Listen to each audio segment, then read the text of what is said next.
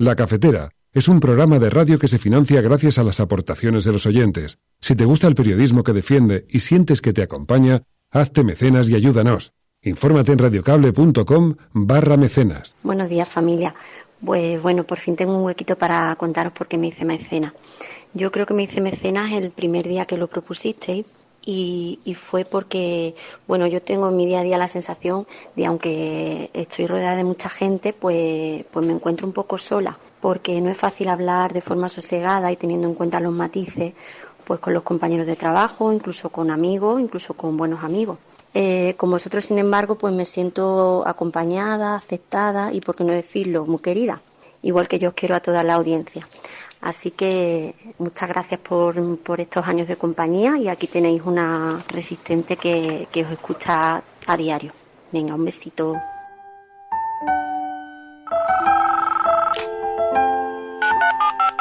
Son las 8:30 de la mañana. Las 7:30 en la Casa Museo de José Saramago, en Tías, Lanzarote. Buenos días, mundo.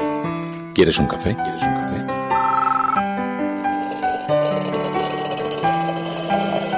En el programa La Cafetera de Radio Cable.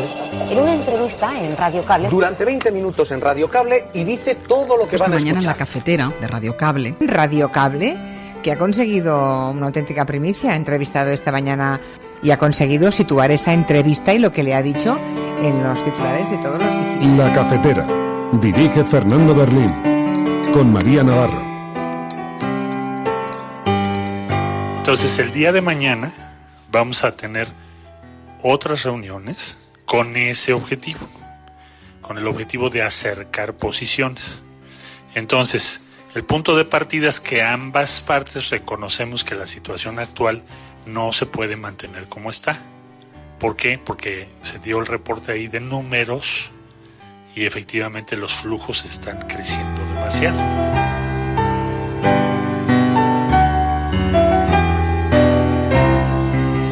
We are ready to continue our work on the implementation on the EU-Ukraine association.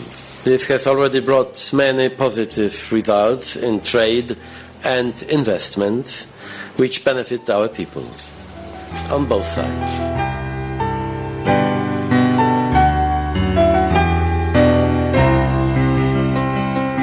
Es un valle de los caídos en la guerra donde está enterrado el general Franco. Ciertamente, seguramente los españoles precisamos abordar esa situación.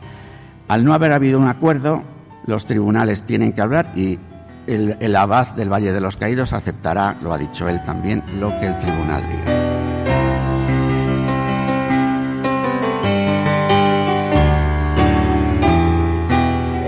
Que igual, no sé, no acabo de comprender en estos días que hay tanto debate sobre que Ciudadanos no quiere apoyar a Vox. Si no apoya a Vox, yo soy la alcaldesa, no hay otra alternativa, ¿no? Pero me da la impresión de que Ciudadanos, desde ya en la propia campaña, ya explicó que le parecía bien que les apoyara Vox.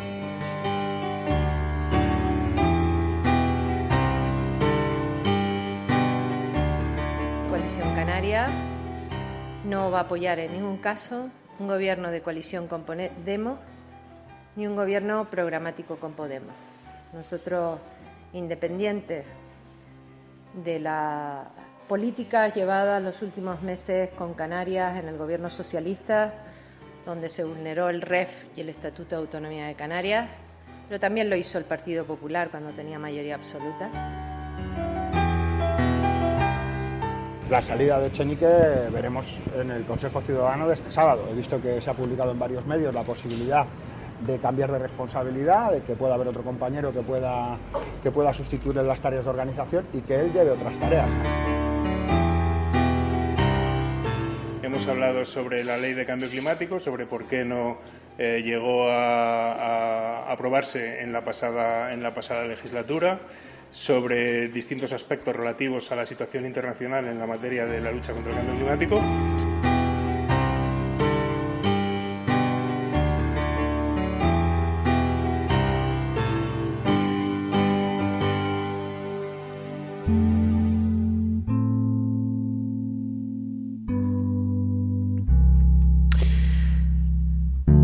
Buenos días, cafetera.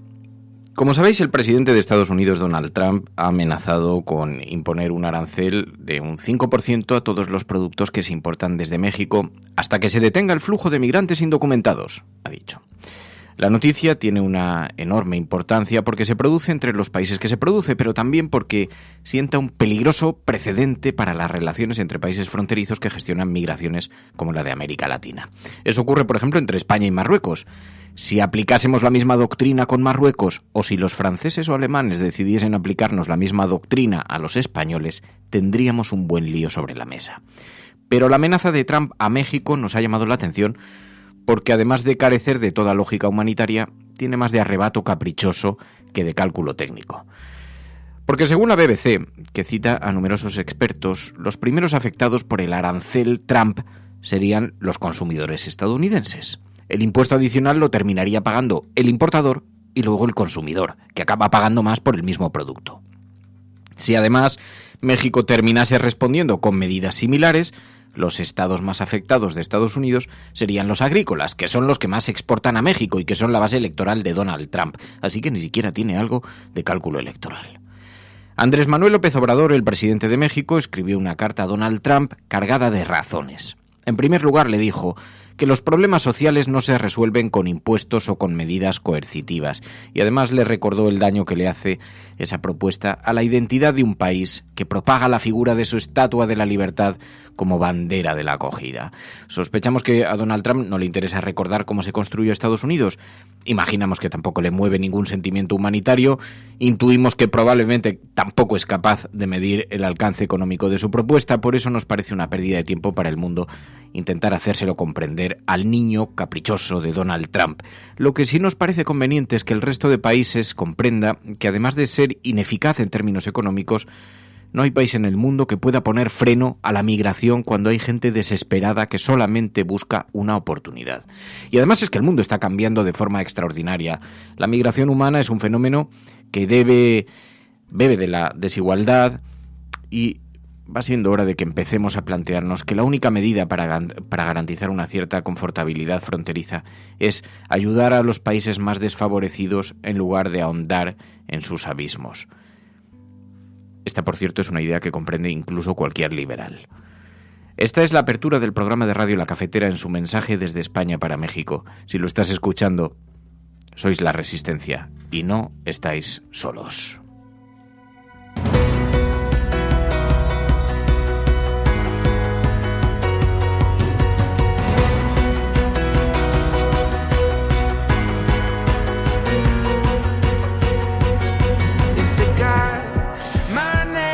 Muy buenos días, cafetera. Además es que en aproximadamente año y medio tendremos elecciones en los Estados Unidos y las encuestas auguran una posible reelección de Donald Trump. ¿Os imagináis una segunda legislatura con Donald Trump al frente, lo que puede suponer para las tensiones geopolíticas en todo el mundo? La segunda legislatura suele ser las más crudas de los presidentes que se sienten cómodos. Es su última legislatura al frente de la Casa Blanca y se sienten cómodos para hacer y deshacer, y es cuando se meten en los conflictos internacionales. En fin, no augura nada bueno, pero es que además el mensaje que envía esta amenaza de Donald Trump a México, en realidad lo que está haciendo, como luego termina, es un espejo Estados Unidos en el que termina mirándose una buena parte del mundo, está estableciendo una dinámica de relaciones diplomáticas que nos parece muy grave, muy preocupante. Bueno, hay mucha curiosidad en el mundo por saber cómo finalmente, cómo se va a desatascar esta situación.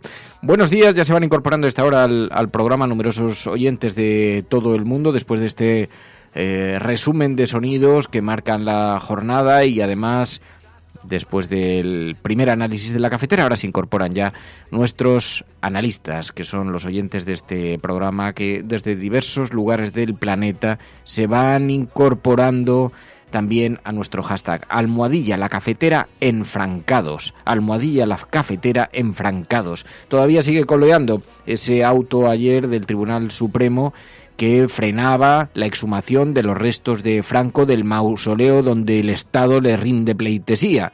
Y como el Tribunal Supremo decidió suspender esa exhumación y va a ser trasladado de ese gigantesco mausoleo a una cosa más modesta, pues como ha decidido pararlo, y además lo ha hecho en un auto en el que está lleno de alusiones a la retórica del franquismo, esto nos llama la atención. Hablaremos con Emilio Silva, hoy es jueves, los jueves sabéis que abrimos ese paréntesis, y aunque ayer ya le hicimos una primera llamada para ver una primera valoración, hablaremos después con Emilio Silva. Carmen Fernández, buenos días, cafeteros y cafeteras, dice good morning, utilizando ese hashtag almohadilla, la cafetera en Francados. Juan Alix, buenos días, gentes de bien, almohadilla, la cafetera en Francados, dice...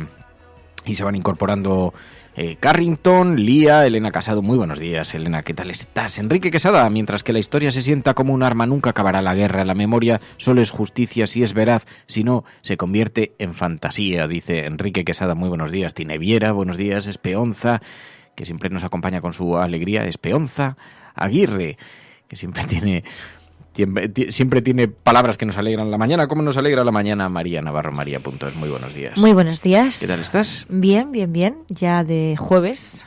Ayer estuve con María Navarro de paseo por Madrid y... Pensaba que ibas a decir otra persona. Vale, no, ya estoy... Fuimos al Conde Sí. Duque, al Centro Conde Duque, al Centro Cultural Conde Duque, que está en Madrid, que va a ser el lugar elegido para la desvirtualización. Estuvimos reunidos con la gente del Centro Conde Duque. Qué gente tan encantadora. Casi nos quedamos allá a vivir. Casi nos quedamos a vivir. Qué instalaciones tan impresionantes. Qué desconocida para la vida cultural madrileña. Ahora empieza a abrirse. De hecho, en los últimos años se ha abierto mucho a los ciudadanos. Era un centro que permanecía bastante cerrado por la propia arquitectura que tiene, y porque no se habían hecho actividades tan abiertas. Se habían hecho actividades más institucionales, más convencionales. Ahora está muy abierto. Se hacen muchas obras de teatro. Bueno, pues es posible, muy probable, porque estuvimos viendo los lugares donde se podría celebrar la desvirtualización cafetera. 13 de julio, muy probablemente por la tarde, aproximadamente a las 7 o las 8 de la tarde, para que ya a esa hora el sol no pegue. Y probablemente o en uno de los patios o en el teatro que tienen, en el auditorio que tienen, que es francamente interesante. Tiene 270 plazas. Lo haríamos gratuitamente, asumiríamos en la cafetera el coste, que es muy pequeño, de la reserva de entrada, que serán pues aproximadamente €1 por persona. Pero eso sí, vamos a lanzar una encuesta para poder calcular, porque 270 personas en un 13 de julio no sabemos muy bien si no se haría en el patio exterior, que tiene cabida para mucha más gente, pero bueno, seamos pocos o seamos muchos, la gran familia cafetera se va a reunir el 13 de julio por la tarde. 13 de julio por la tarde en Madrid. Así que os esperamos a todos y esperamos que ya vayáis calculando y organizando vuestra escapada a Madrid. Luego habrá lugar para tomarnos unas cervezas. Habrá programa en directo con actuación musical y charlaremos con los oyentes. Será un programa muy centrado en la familia cafetera, en la familia de los oyentes, dado que va a ser en un sitio sentados, que rompe un poco la dinámica de los anteriores encuentros, que se hacía en una plaza, todo muy, muy abierto. Pues lo que vamos a hacer es incorporar mucho a los oyentes. Se emitirá en directo, pero yo os diría que debéis estar presentes. Y entonces hablaremos mucho con los oyentes y después tenemos una placita delante donde podemos perfectamente tomar unas cervezas. Allá hay bares, hay etcétera, etcétera. Bueno, estamos en el centro de Madrid. Y estamos en el centro de Madrid, muy cerquita de Malasaña, de forma que la gente después se puede expandir por la ciudad, la gente de la Resistencia Cafetera. Así que pónganse de acuerdo, avisen a sus conocidos, avisen a sus familiares y a amigos, a la gente joven, los millennials cafetero, que el 13 de julio tenéis que estar en Madrid, porque esto es La Cafetera y si lo estás escuchando, eres la Resistencia y no estás sola.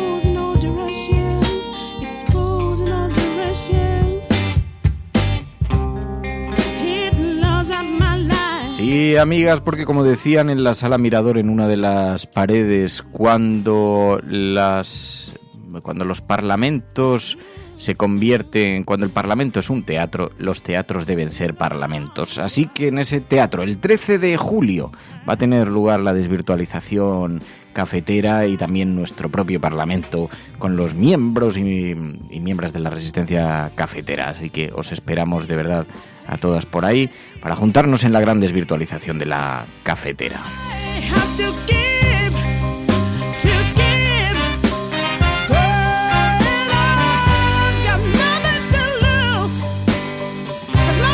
Quién sabe, a lo mejor oficiemos hasta una boda cafetera.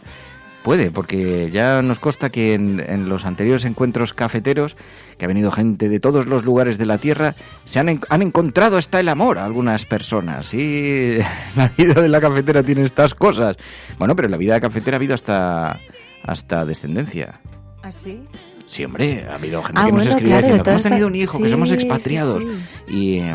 Y bueno, por cierto, que ayer cuando estábamos visitando precisamente el Centro Conde Duque, que además nos lo han ofrecido porque hay algunos oyentes entre los miembros del Conde Duque, pero nos encontramos también, de pronto se nos acercó un chico cuando estábamos entrando en la puerta y dice: oye, que soy de la resistencia cafetera, que venía desde Málaga, y decía: me he hecho una escapada, no sé si podré estar el 13 de julio, pero me he hecho una escapada, y como os he visto, de pronto digo, voy a saludarlos. Ay, me encanta cuando nos saludan los de la resistencia cafetera. Sí.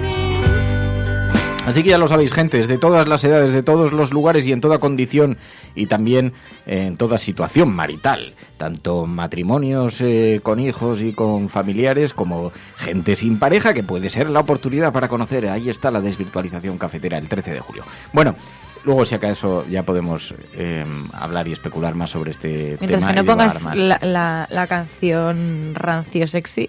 ¿Pero por qué no te gusta esa canción? No la pongas. Luego ya te dejo, pero en la sobremesa. Bueno, vale. Para la sobremesa. Porque primero vamos a ver, si os parece, vamos a analizar las portadas de los periódicos hoy, la actualidad, cómo llevamos la actualidad del día, porque en las portadas de los periódicos temas muy repartidos. Hoy sí, mucha información internacional, porque, como sabéis, una noticia extraordinaria. Bruselas ha levantado la tutela de las finanzas de España. 10 años, llevábamos una década de control, ¿os acordáis? No estamos intervenidos, pero estábamos intervenidos en la fiscalización de nuestras cuentas. Ha levantado la tutela de las finanzas de España. La Comisión exige al Gobierno, en todo caso, nuevos ajustes en los presupuestos por 15.000 millones de euros en 2 años. Pero 10 años después del estallido de la crisis financiera, España se sacude la estricta vigilancia de sus cuentas por la Unión Europea. La Comisión Europea aprobó ayer el informe que termina con el procedimiento por déficit excesivo que afecta al Gobierno español, lo que ratificarán los países miembros la próxima semana. Lo lleva hoy el periódico El País en su portada, algún periódico económico también, y dice: Bruselas pide al Ejecutivo que continúe por la vía de seriedad presupuestaria y que por ello le reclama un ajuste de 15.000 millones de euros en 2 años, ya que persisten riesgos significativos de desviación del déficit, dice el periódico El País. Pero abríamos este programa observando también la crisis migratoria desatada entre Estados Unidos y entre Estados Unidos y México. Ayer se produjo una reunión con una delegación mexicana encabezada por el canciller Marcelo Ebrard con el gobierno de los Estados Unidos, con el gobierno de Donald Trump. No llegaron a ningún acuerdo en ese primer encuentro, pero sí dicen que, bueno, la reunión ha terminado con algún avance, aunque se lanzan amenazas cruzadas. Entonces, el día de mañana vamos a tener otras reuniones con ese objetivo, con el objetivo de acercar posiciones. Entonces, el punto de partida es que ambas partes reconocemos que la situación actual no se puede mantener como está. ¿Por qué? Porque se dio el reporte ahí de números y efectivamente los flujos están creciendo demasiado. Entonces no se puede mantener como está. Y mañana vamos a estar trabajando varias horas, no sé exactamente el tiempo que nos tome, para explorar cómo podemos acercar las posiciones. Y entonces ya mañana yo ya les podría dar, ya en la tarde, la información de qué avances tuvimos el día de mañana. Así que México envía un mensaje a los Estados Unidos, está dispuesto a escuchar cómo reducir los flujos, pero dicen desde el gobierno de México que lo que no se puede es poner coto a los problemas sociales con impuestos o con medidas coercitivas. Es un problema humanitario de primera magnitud y, como decíamos en el editorial, el mundo está cambiando de forma extraordinaria. La migración humana es un fenómeno que se debe a la desigualdad, y si no se reduce la desigualdad nunca va a cambiar, y mucho menos cuando hemos vivido semejante transformación en los medios de transporte, la globalización económica. Así que parece muy difícil que se reduzca simplemente con medidas coercitivas, y además no tiene ningún sentido desde la perspectiva humanitaria y desde la comprensión de la naturaleza de esta especie. Pero desde luego es un reto muy importante para las sociedades actuales y para el futuro, así que hay que afrontarlo, hay que estudiarlo, y el gobierno de México y el gobierno de Estados Unidos se sientan, aunque en esta primera reunión termina sin avance, sin acuerdo. Lo que nos llama la atención de esto y lo que nos preocupa de esto es el espejo en el que se convierte para el resto del planeta, porque Estados Unidos suele marcar después tendencias que los países van asimilando en el discurso retórico sobre el tratamiento a la inmigración, etcétera, etcétera, ¿no? La manera en la que Donald Trump, de forma tan despectiva, habla del flujo de migrantes indocumentados, y la manera en la que nosotros estamos desde Europa también empujando a nuestros propios refugiados hacia lugares como Libia, donde no se respetan los derechos humanos, nos hace temer mucho por la doctrina que se está imponiendo en todo el planeta sobre la gestión de la migración, ¿no? ¿Dónde queda toda la legislación internacional que obliga a la acogida de los refugiados? ¿Dónde quedan todos los tratados internacionales que estamos incumpliendo sistemáticamente, por ejemplo, con las devoluciones en caliente? Así que lo que está ocurriendo entre México y Estados Unidos nos parece que es un retrato perfecto, que es un lugar en el mundo donde tenemos que fijar la atención y donde tenemos que prestar atención, porque además de carecer, como decimos, de toda lógica humanitaria, encima no tiene ni siquiera un cálculo técnico detrás. Es un arrebato caprichoso de los Estados Unidos que va a terminar perjudicando incluso esos aranceles, hipotéticos aranceles, a los consumidores, porque ese impuesto adicional lo terminan pagando el importador y luego el consumidor, como dicen un montón, numerosos expertos hoy, y podéis consultar en la BBC. Esa es una de las noticias con la que hoy despierta la prensa latinoamericana y la prensa de los Estados Unidos y algún periódico europeo. Aquí, mientras tanto, en Europa miramos hacia Bruselas, que, como decimos, levanta la tutela de las finanzas de España tras una década de control, imponiendo todas esas medidas de control de déficit. Pero además también hemos visto una información que nos ha llamado la atención. Dinamarca afianza el giro socialdemócrata en los países nórdicos. La candidata del centroizquierda gana las elecciones con casi el 26% de los votos.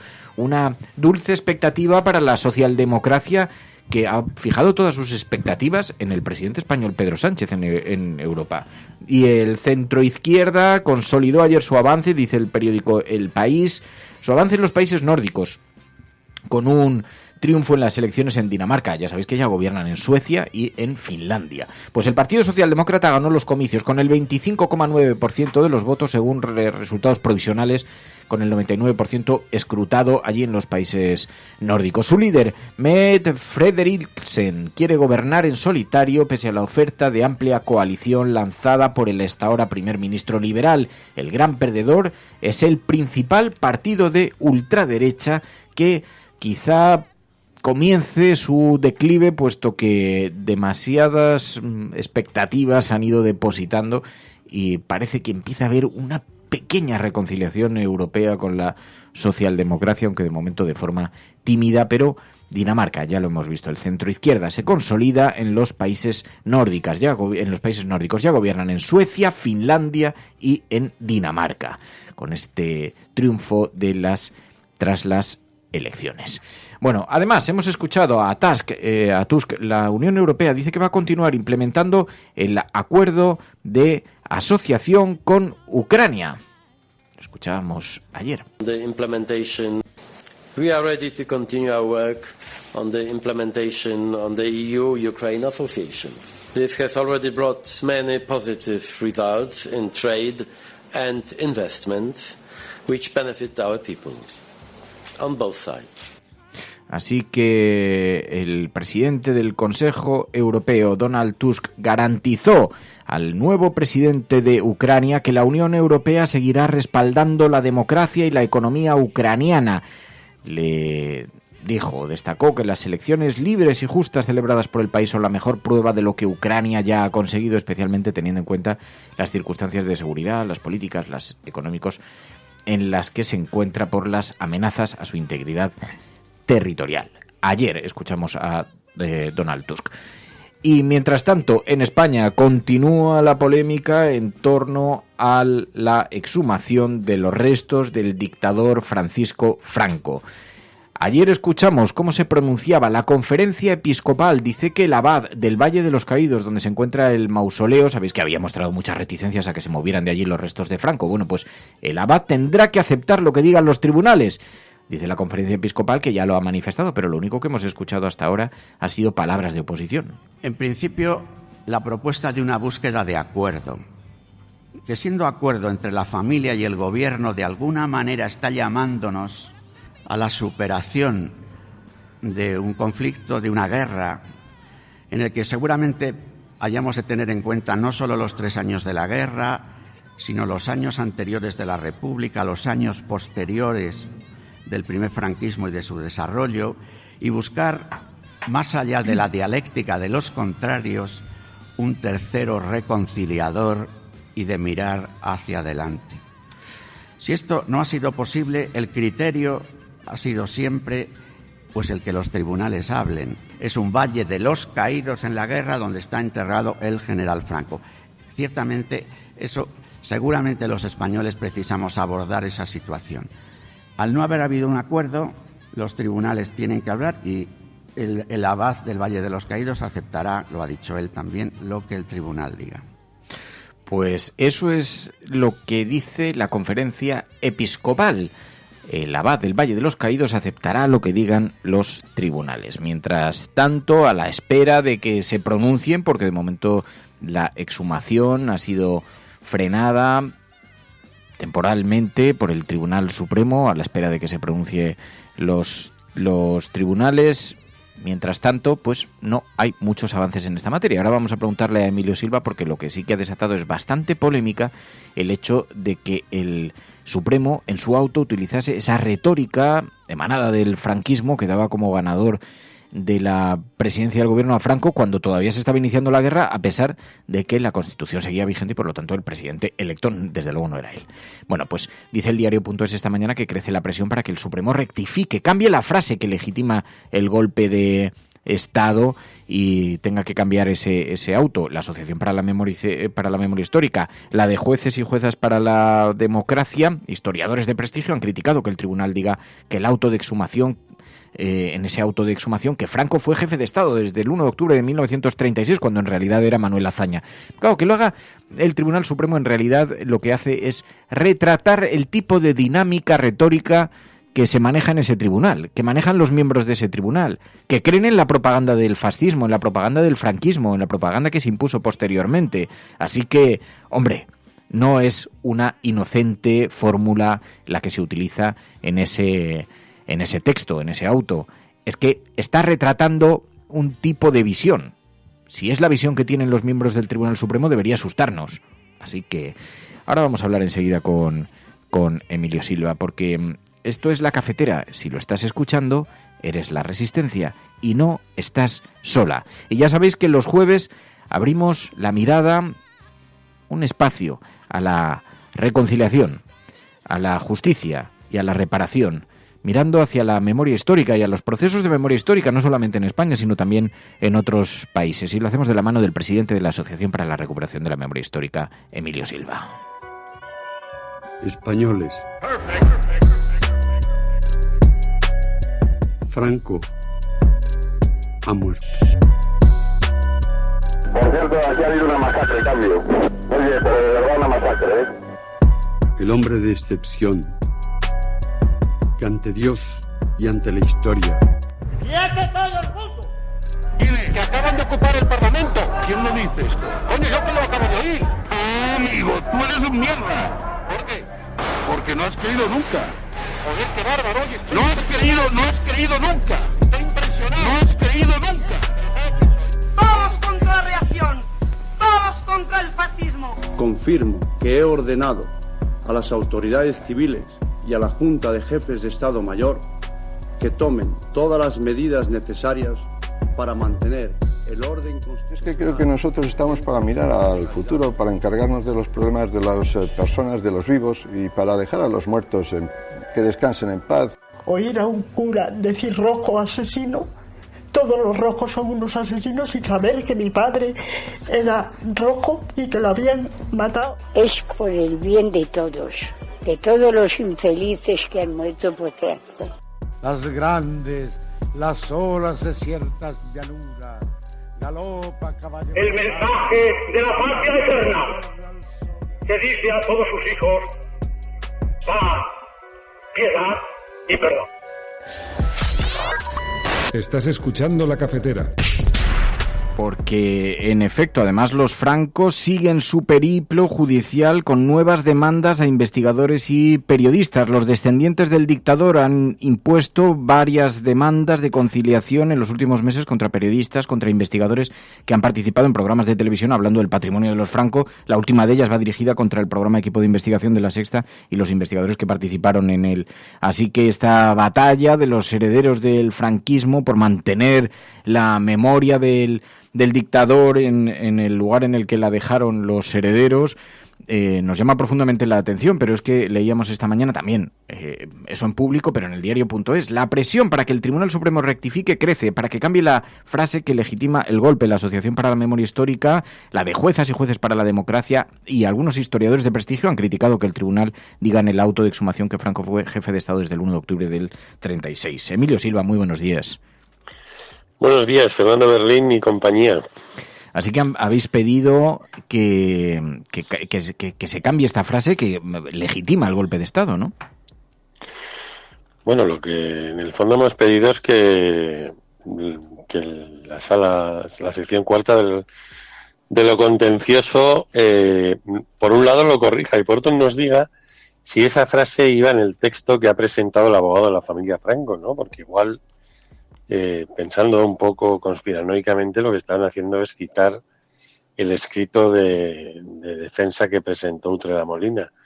Entonces, bueno, queremos saber si ha sido extraída de ahí o ha sido un producto, digamos, original de los miembros de la sala. Pero bueno, eso normalmente en estos casos a veces corrigen las cosas de tapadillos, ¿no? Sin decirlo públicamente, luego hacen algún tipo de corrección. Pero bueno, ¿porque es frecuente? ¿Se puede hacer una enmienda a un auto de esta naturaleza? Sí, hay una errata, un error, si ellos lo consideran un error.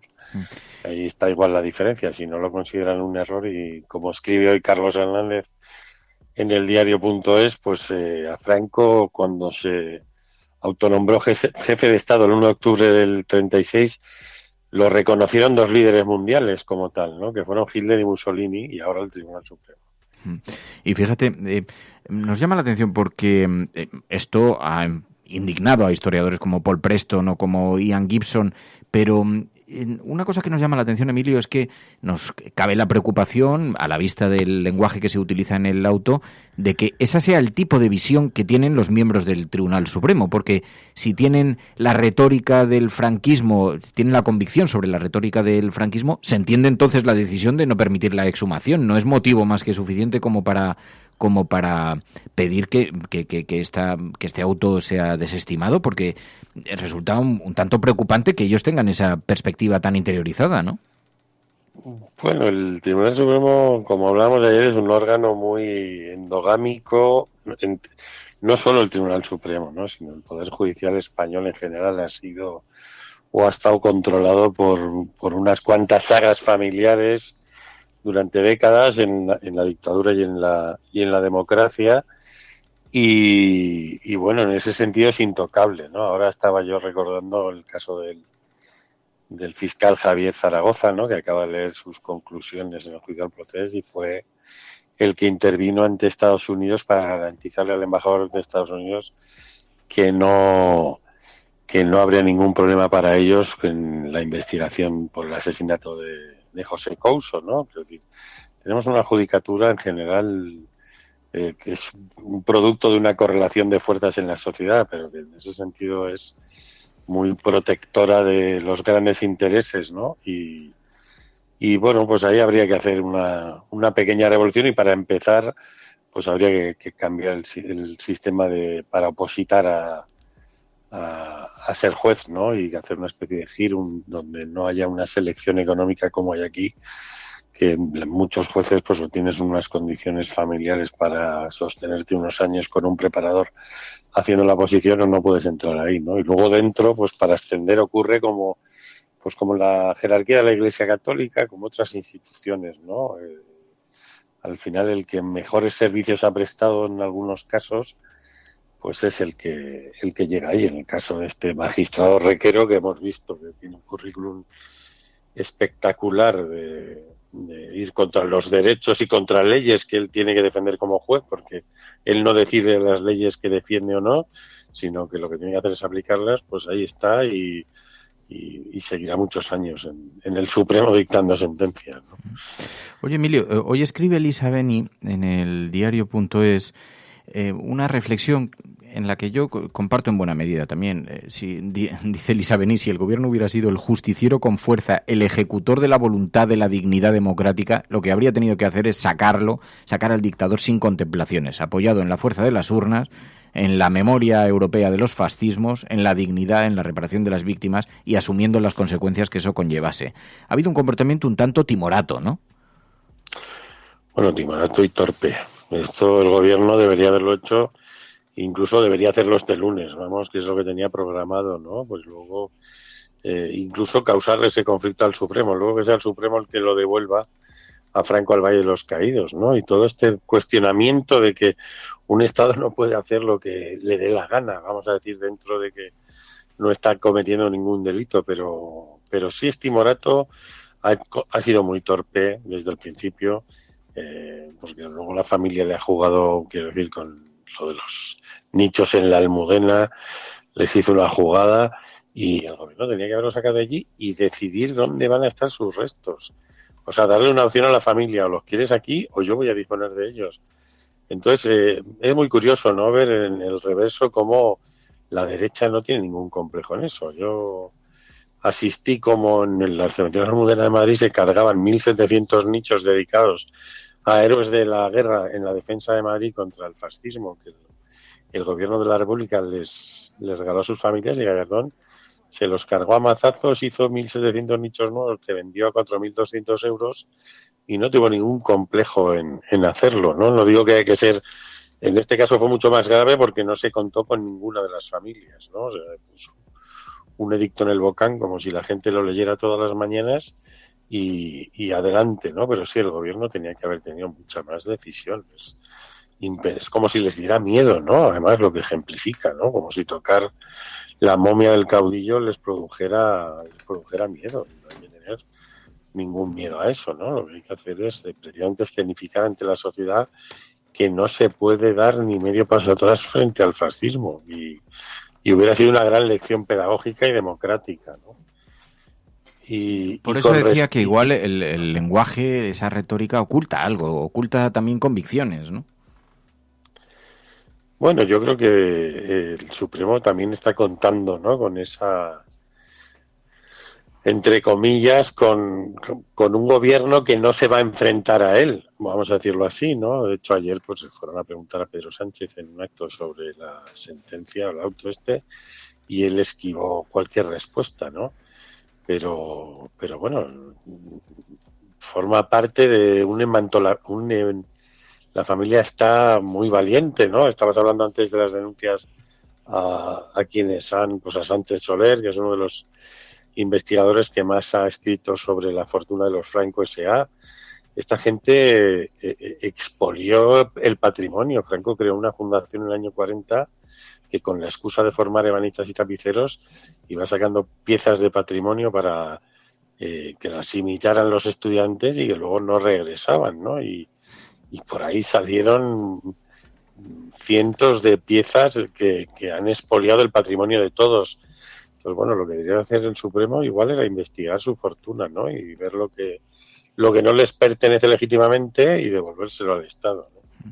Oye, Videla, Pinochet en Latinoamérica, los ejemplos que observamos y las políticas de reparación de justicia, paradójicamente, de algunas cuyas dictaduras han tenido un final más reciente, incluso, pero algunas han emprendido procesos de reparación mucho más intensos de los que se han abierto nunca en España, ¿no? Bueno, y podríamos ir más cerca. Yo creo que hasta Marruecos ha hecho más cosas por las víctimas. Siendo gobernante el hijo de Hassan II, hasta ahí se han hecho unas cuantas cosas que aquí serían impensables, como por ejemplo una especie de comisión de la verdad donde las víctimas de Hassan II aparecían en el segundo canal de televisión en directo dando testimonio de lo que habían sufrido, ¿no? De sus violaciones de derechos humanos. Sí, nosotros hemos vivido como el emperador desnudo en una especie de hedonista satisfacción de nuestra transición, ¿no? Que lo había resuelto todo, que Fraga y Carrillo se habían dado la mano, que había sido sin sangre y que por lo tanto tenía que ser imitada por todo el mundo, ¿no? Y cada vez que en América Latina caía un régimen que podía tener problemas con el pasado, iba a la Fundación Telefónica rápidamente con su macroexposición de la transición española a decir, este es el camino a seguir, ¿no? Entonces, ya hay muchos países que han seguido la ruta de la justicia transicional y que nos pueden dar enormes lecciones, ¿no? Lo que pasa es que, bueno, nuestra élite política, académica, económica y mediática en general, pues digamos que no lo permite, ¿no? Porque sigue habiendo una especie de mentalidad neocolonial.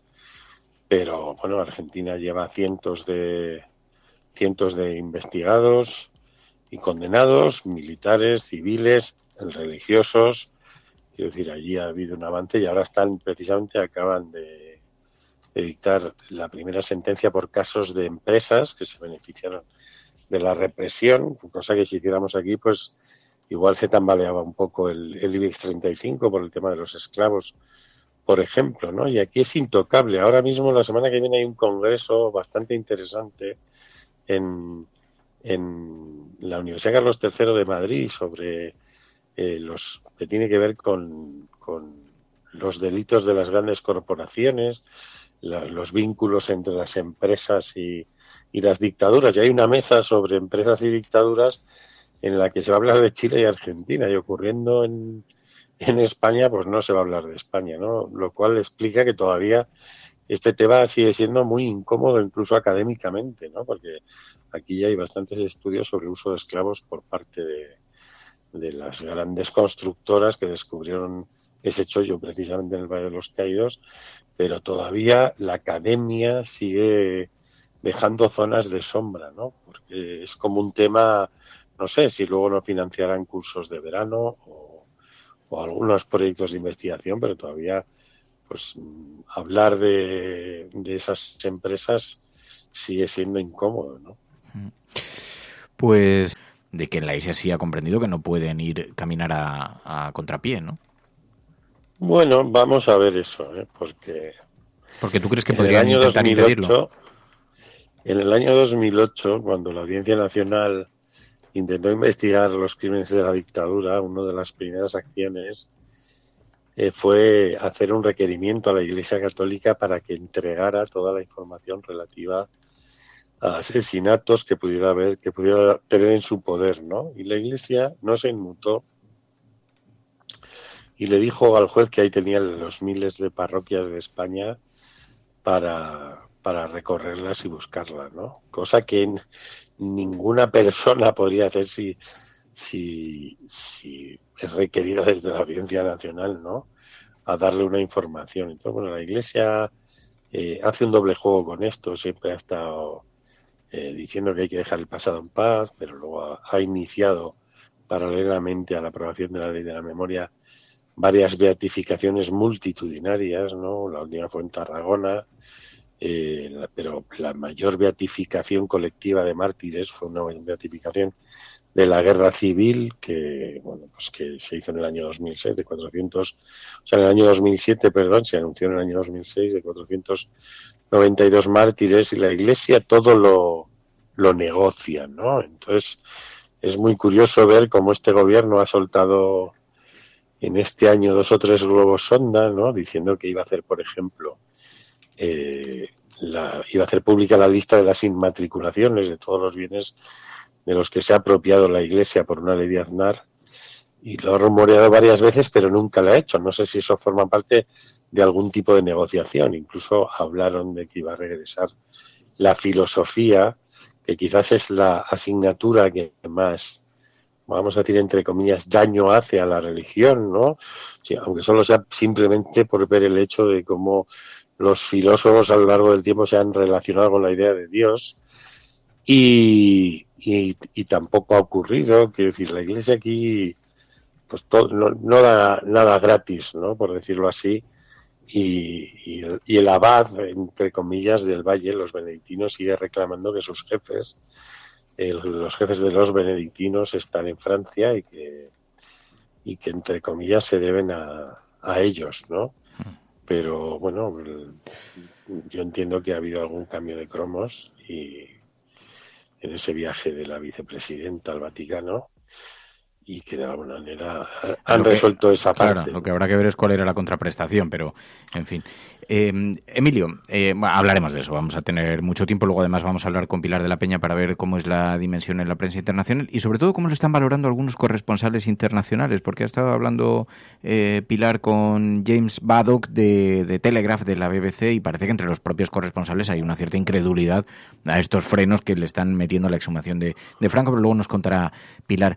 Pero bueno, yo te puedo decir que había bastantes que no sé qué harán ahora, pero que iban a llegar este fin de semana a Madrid, o sea, con vistas a la exhumación del día 10 de junio, y ahora habrán frenado, no sé, o muchos de ellos habrán frenado ese viaje, pero bueno, pues la posible exhumación había levantado bastante atención internacional y con nosotros habían contactado bastantes corresponsales que iban a llegar este fin de semana, incluso algunos iban a dormir en la hospedería del Valle de los Caídos la noche del 9 al 10 y bueno, pues ahora ya no lo harán.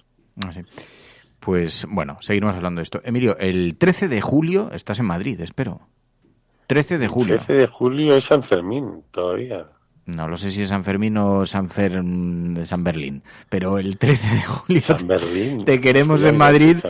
Te queremos en Madrid porque vamos a hacer la desvirtualización por la tarde. Actuaciones musicales, Emilio Silva, en fin, todos los ingredientes para que... Pero hace mucho calor, ¿no? Por eso vamos a hacerlo en el Centro Conde Duque, en el Centro Cultural, y lo vamos a hacer, nos han ofrecido en el teatro, y además va a ser por la tarde, va a ser a las 7 de la tarde, pero nos han ofrecido el interior del teatro que tiene aire acondicionadito. Y si no, en el patio del cine, que puede estar muy agradable. Tenemos que ver, hay posibilidades y todo eso, pero te espero, no puedes faltar. Entonces es una ¿Y habrá actuaciones musicales o...? Va a haber actuaciones musicales, va a haber muchos oyentes de la cafetera a quienes vamos a hacer muy partícipes del programa, emitiremos un programa también desde allí y va a ser una ocasión única para ponernos cara y también para conocer algunas grandes historias que han surgido entre los propios oyentes de la cafetera. ¿Sabes que hay hasta historias de amor? No te he contado esto, ¿no? Sí, ¿hay cafeteritos ya o...? Hay algún cafeterito, pero incluso bonitas e intensas historias de amor entre oyentes de la cafetera que se encontraron, que se conocieron gracias a las desvirtualizaciones. Así que es una oportunidad extraordinaria para venirse con pareja o sin ella. Yo solo digo que tiene fama los encuentros de la cafetera, de ser el lugar perfecto para encontrarlo todo. Sí, así es. Pero no, en todo caso, te espero el 13 de julio. Ok. Cuídate mucho, un abrazo fuerte. Yo me cuadro y ahí estaré. Cuídate, María, un abrazo. Dice, sí, la pobre María. Sí. Bueno, adiós.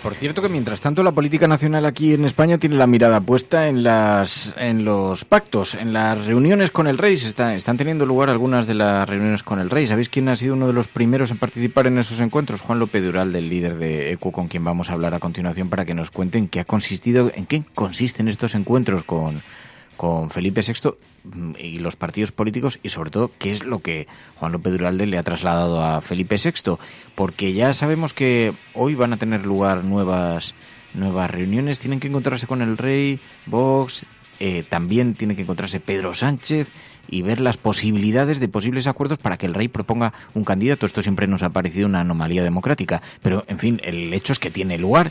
y por lo tanto así lo analizamos ahora enseguida con Juan López Duralde. Estás escuchando La Cafetera y si lo estás haciendo eres la Resistencia y no estás sola.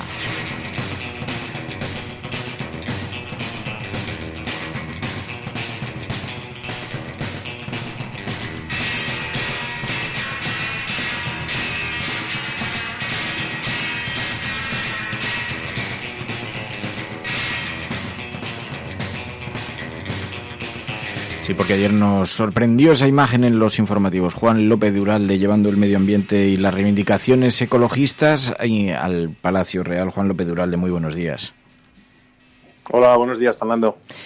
Creo que eso es exactamente lo que trasladaste al rey, que había que introducir en el discurso público el medio ambiente, la ecología y los grandísimos retos que tenemos por delante, ¿no? Pues sí, la conversación tuvo dos partes. Por un lado, pues digamos la parte relativa a los pactos de gobierno, pero claro, nuestra posición es clara, es pública, es conocida, de que nosotros desde Unidas Podemos lo que planteamos es una coalición con el Partido Socialista y solamente si hay una coalición le daremos nuestro apoyo. Y claro, yo lo que pretendía efectivamente pues era, bueno, pues llevar al jefe del Estado la necesidad de que lidere de una manera mucho más vehemente el discurso contra el cambio climático, contra la emergencia climática, porque me da la impresión, la tuve el otro día y creo que lo comentamos aquí con el tema de la promesa de la Constitución, etcétera, me da la impresión de que no solamente no avanzamos, sino que además hemos retrocedido, ¿no? Y que institucionalmente pues parece que la lucha contra el cambio climático pierde fuerza en esta legislatura o puede perderla, ¿no? Y en ese sentido, pues yo quería llevarle esta preocupación y así lo hice y estuvimos hablando bastante rato del tema, por cierto. ¿Qué tal receptividad encontraste? Porque yo la experiencia que he tenido cuando he tenido la oportunidad de coincidir con el rey es que es una persona extraordinariamente informada, eso parece bastante indiscutible. ¿Y le encontraste receptivo ante esa alerta? Pues la verdad es que sí, la verdad es que primero, bueno, me dio la sensación efectivamente de que es una persona, yo no le conocía, nunca había tenido ningún encuentro con él y me dio la sensación de que es una persona que escucha.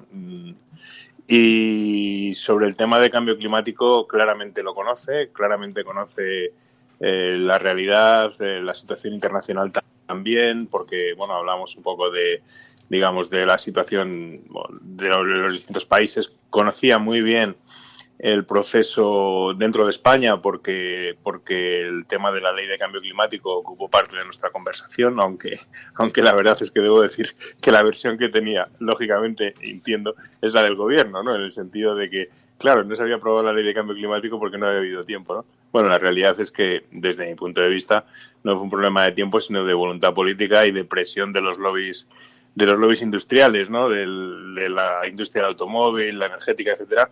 Y así se lo planteé, ¿no? Bueno, yo creo que me escuchó y creo que tomó nota de lo que le estaba diciendo, ¿no? De alguna manera le recordé que, bueno, que los jóvenes en las calles en España también están reclamando que se tomen medidas contra la emergencia climática, que les estamos dejando pues el mundo hecho unos zorros y bueno, yo creo que sí que se quedó pensativo, ¿no? Diciendo, esto hay que mirarlo. Luego la reunión también tuvo que ver con los pactos. En ese sentido, lo que hemos visto es que desde vuestra formación, hemos visto Unidas Podemos, dice que o en gobierno de coalición o difícilmente hay pacto.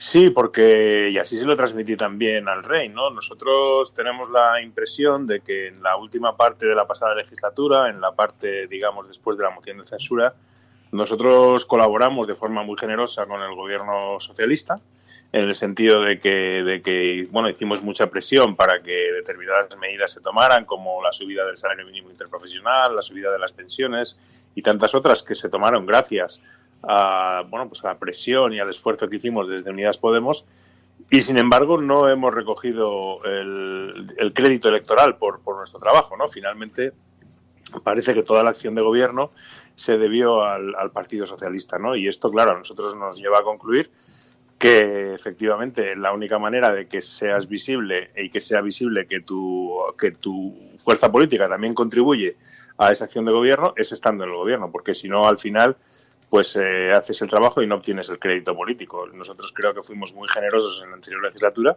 pero entendemos que ahora pues se abre una situación distinta, una legislatura larga, y queremos ser parte de esa acción de gobierno para, entre otras cosas, garantizar que se hagan políticas progresistas, políticas de igualdad, políticas sociales, políticas de sostenibilidad, y además para ser parte de esas políticas, ¿no? En este punto, no sé si te pongo en un compromiso preguntándote, pero ¿cómo ves las posibilidades de la información que tienes y de la observación de la situación? ¿Crees que esto es posible que tenga lugar? Bueno, yo creo que es necesario, porque me da la impresión, por lo que estoy viendo en las últimas horas, que Ciudadanos finalmente se está decantando muy claramente por el Partido Popular como socio de gobierno en las distintas comunidades, ¿no? Hoy mismo parece que Ciudadanos en Castilla y León, que quizás era la comunidad donde más fácil y más justificado estaba el no votar con el Partido Popular, no apoyar al Partido Popular, porque bueno, ya lleva 32 años gobernando, regeneración, todo este discurso de Ciudadanos, ¿no? Si finalmente, como parece, hasta en Castilla y León va a apoyar al Partido Popular, pues esto apunta muy claramente a que no va a haber en ningún caso un apoyo de Ciudadanos al gobierno de Sánchez. En ese caso, el único socio posible es Podemos, ¿no? Y yo creo que Sánchez pues cometería un error enorme si pretende gobernar en solitario y dejar fuera pues a aquellos que pueden realmente apoyar, impulsar y sumar una mayoría para el día a día, porque al final esto se va resolviendo en el día a día, ¿no? Con las votaciones de los reales decretos, las propuestas de leyes, etcétera, etcétera.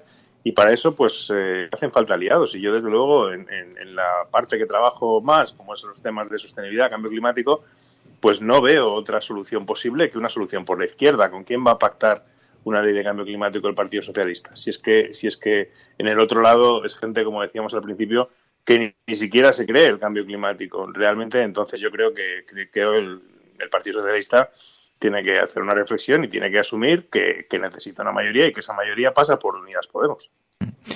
Oye, y en el aspecto formal, ¿cómo son las reuniones eso? Porque vimos algunas imágenes por televisión. ¿Cuánto tiempo? ¿Cómo es el clima? ¿Es en un despacho? ¿Cómo transcurre? ¿Cómo es la cosa? Pues mira, era mi primera vez y por lo tanto te lo cuento así como lo viví, ¿no? Primero nos citaban en el Congreso y más o menos cada diputado representando a un partido va a una hora, ¿no? Es decir, de hora en hora, ¿no? Entonces te llevan en un vehículo a la zarzuela y allí esperas en una sala adyacente a donde se va a producir el encuentro, esperas a que llegue la hora, en fin, estás ahí hablando con gente de la Casa Real que te explica un poco pues precisamente los detalles formales, ¿no? Pues esto va a ser así, sales por esta puerta, aquí te da la mano y bueno, o sea que ya te van guiando para que las formalidades sean fáciles, ¿no? Entonces, efectivamente, una vez que llega la hora en la que te toca la cita, en mi caso era a las 11:30, pues sales al pasillo y atraviesas una sala que hay una curiosidad, es que han cambiado un poco la dinámica. Antes, si recuerdas, en la legislatura anterior, pues había una foto delante de un tapiz. No sé si recuerdas esa foto, sí, que todos los líderes hacían una foto con el rey delante de un tapiz. Ahora lo cambiaron, bueno, pues yo creo que por hacer la cosa más dinámica, y entonces los fotógrafos estaban situados en esa sala previa, entonces la foto era cuando tú entrabas donde estaba el rey, que te recibía en la puerta y te daba la mano, ¿no? Entonces, bueno, yo le dije, ¿te puedo tutear? Porque a mí me sale, no sé, como que no me sale lo de tal.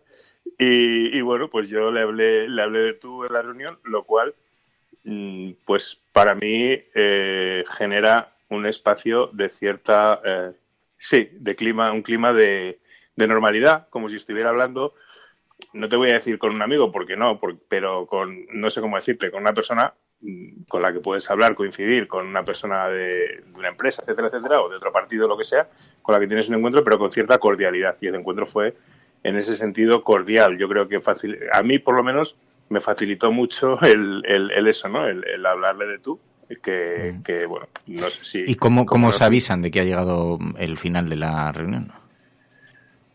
Bueno, el propio rey se levanta, bueno, dice, bueno, pues muchas gracias y tal. O sea, él es el que... Maneja la dinámica de los tiempos y todo eso. Él maneja los tiempos y maneja los temas, ¿no?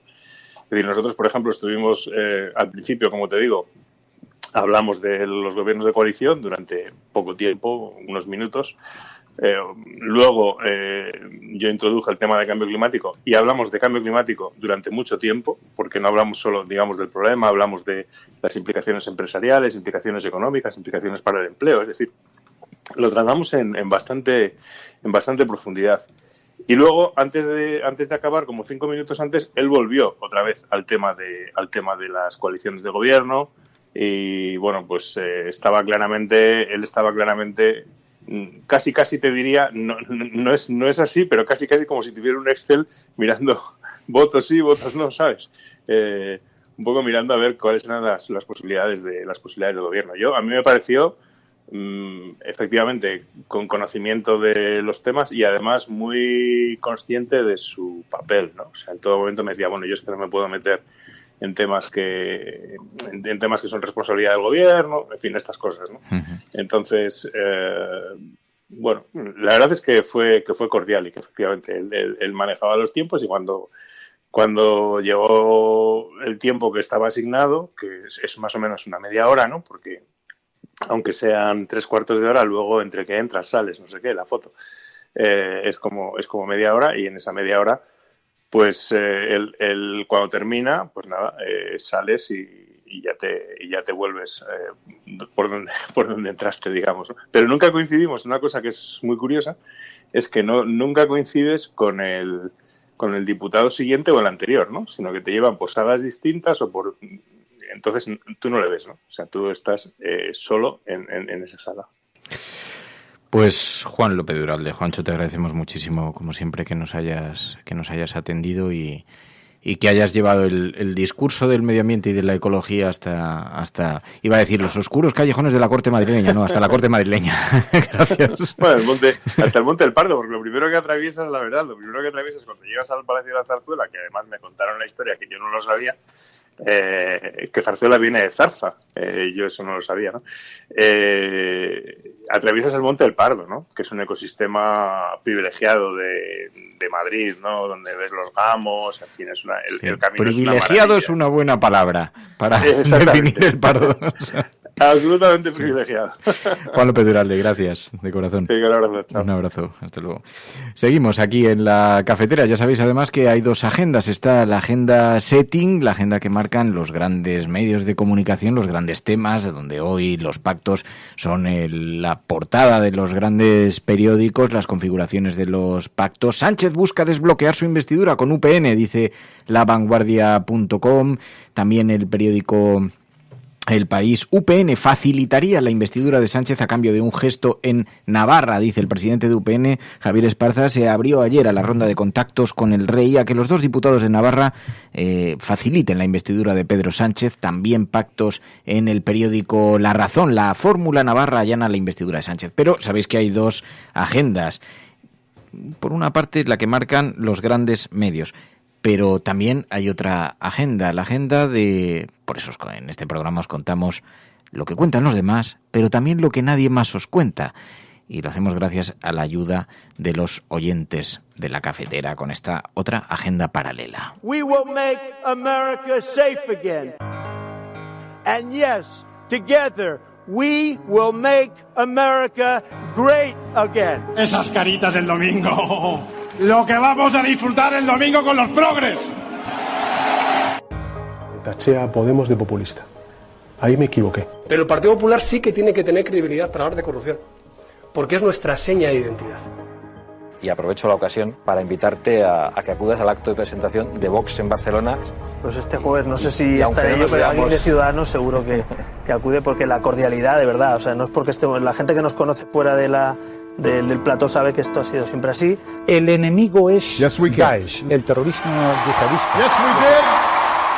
El cielo no se toma por consenso, el cielo se toma por asalto. Más allá de la agenda setting, está la agenda de los oyentes de la cafetera. Buenos días, cafetera. Que es la única salida al problema territorial. Tu colaboración es importante.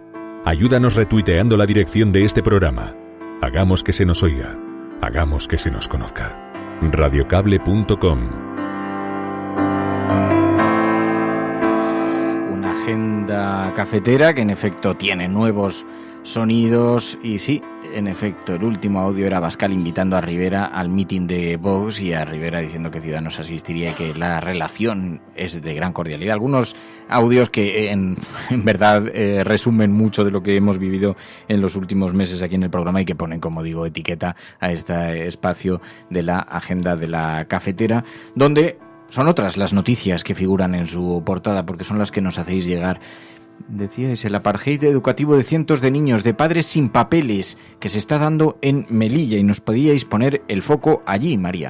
Sí, lo recogía Público.es y nos lo enviabais varias personas, y es que efectivamente lo denunciaba José Palazón, presidente de la Asociación Pro Derechos de la Infancia, Prodein, que el pasado año ya dio la batalla para que al menos 160 menores de entre 8 y 14 años pudieran ir a clase. Después de meses de denuncia y de manifestaciones diarias de los propios niños que gritaban enfrente de la delegación del gobierno en Melilla diciendo queremos ir al colegio, con sus mochilas a la espalda, el Ministerio de Educación de un recién llegado gobierno socialista reconoció la situación, y este año la situación amenaza con repetirse a la vista de los excluidos de las listas provisionales de admitidos en los colegios. Según cálculos de esta asociación, son alrededor de 400 los menores excluidos a priori de una plaza educativa. Palazón señala serios tintes de racismo institucional, no tanto, dicen, por parte del Ministerio de Educación, sino por el gobierno de la ciudad autónoma que está capitaneado por el Partido Popular, y explica: sin padrón no puedes pedir los papeles y sin papeles no puedes registrarte en el padrón municipal. Al menos es así en Melilla, donde es totalmente imposible empadronarse si no se es español de nacimiento. Así lo explicaba Palazón, que también insistía en eso mismo, en que sin padrón no hay forma de matricularse en ningún colegio de la ciudad, algo que dicen no suele ocurrir en otras ciudades de España. También recordaba que Melilla y Ceuta son las únicas ciudades en las que para solicitar el padrón debes demostrar una situación regulada mediante algún documento que lo acredite como el permiso de residencia, y esto lo que provoca es ese apartheid educativo del que habla Público.es, de cientos de niños de padres sin papeles en Melilla. Es que además, claro, cuando ponemos el foco y miramos cómo se desarrollan los derechos humanos en otros lugares, y muchas veces se nos olvida que aquí mismo tenemos verdaderas lagunas en la protección de los derechos humanos. Marruecos está ultimando una nueva valla en la frontera con Ceuta con las concertinas que el gobierno español había prometido retirar. Sí, lo cuenta el diario.es, nos lo hacía llegar Mercedes de la Fuente, nos pedía que pusiésemos el foco en esta noticia, y es que explican que la nueva valla instalada en suelo marroquí recorre la frontera solo a unos metros de la valla española y está coronada por dos espirales de concertinas que España considera, dicen, lesivas. Interior negó hace meses que esa alambrada marroquí buscase frenar la inmigración, sino que pretendía proteger, decían, un campamento militar. Y explican, la Guardia Civil y Marruecos ahora reconocen que es una medida de contención migratoria que busca precisamente entorpecer la llegada de los migrantes al vallado español. Y además voluntarios de todo el mundo que están mapeando el rastro del ciclón Idai para ayudar a los equipos de emergencia. Sí, nos acordamos siempre de Marta, esta oyente que nos hacía llegar la última hora sobre el ciclón Idai desde allí, desde Mozambique, y sobre ello nos habéis enviado esta información, y es que a través de un mapa colaborativo miles de voluntarios digitalizan imágenes satelitales y cartografían áreas vulnerables para apoyar a ONGs humanitarias. humanitarias. Un equipo de expertos de Médicos Sin Fronteras proporciona mapas detallados de la región azotada por el ciclón para ayudar a los trabajadores humanitarios a planear la logística. Pero en muchas zonas remotas o propensas a catástrofes esta información básica no existe y con este objetivo nace el proyecto Missing Maps. Explica en esta información que la tecnología OpenStreetMap, un mapa abierto y colaborativo, posibilita que miles de voluntarios de todo el mundo digitalicen estas imágenes y cartografíen algunas de las áreas más vulnerables del mundo para que puedan ser usados por las organizaciones de ayuda humanitaria. Después de la llegada del ciclón Idai, los voluntarios de Missing Maps han entrado en acción y ya han identificado más de 200.000 edificios y casi 17.000 kilómetros de carreteras en las áreas afectadas.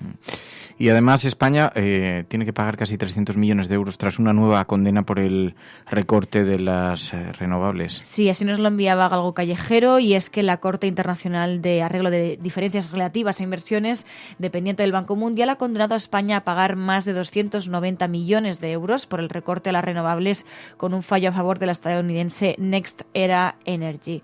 España suma ya 33 demandas de arbitraje de inversiones ante la Corte Internacional de Arreglo de Diferencias Relativas a Inversiones relacionadas con esto mismo, con las reformas energéticas de las renovables. Así que esa también es una de las grandes tareas pendientes de nuestro país.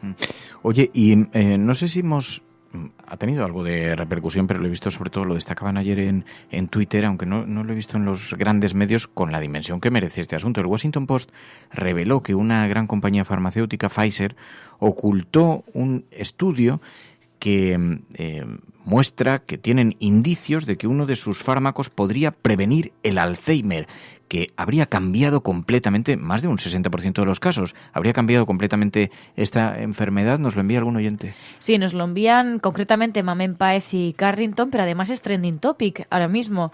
Así que, efectivamente, en 2015, explican, tras analizar cientos de miles de reclamaciones de seguros, un equipo de investigadores de esta empresa descubrió que uno de los fármacos superventas de la compañía, el Enbrel, un potente antiinflamatorio para tratar la artritis reumatoide, podía reducir el riesgo de padecer Alzheimer en un 64%, y así lo revela The Washington Post.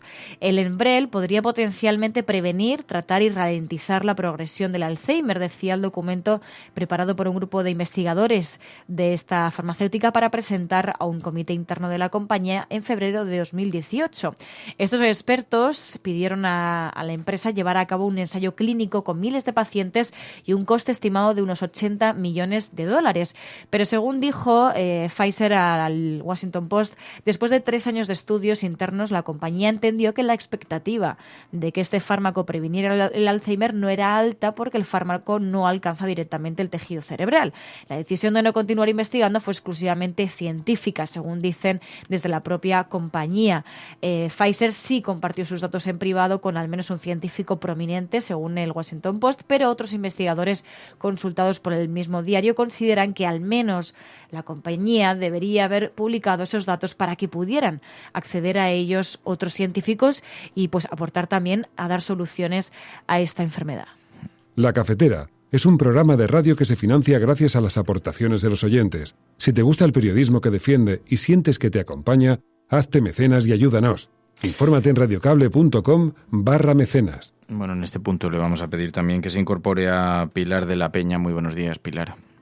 Hola, buenos días. Que yo no sé si has visto tú la dimensión de esta noticia. Realmente es verdad que socialmente ya hemos visto que en el debate público ha irrumpido, está teniendo muchísima repercusión, trending topic ahora mismo, pero ayer ya daban cuenta numerosos medios de comunicación y numerosas redes sociales en el debate sobre los intereses de una compañía farmacéutica que es capaz, o aparentemente, según el Washington Post, de ocultar un estudio de esta naturaleza y unos efectos de esta naturaleza. Es bestial, es brutal.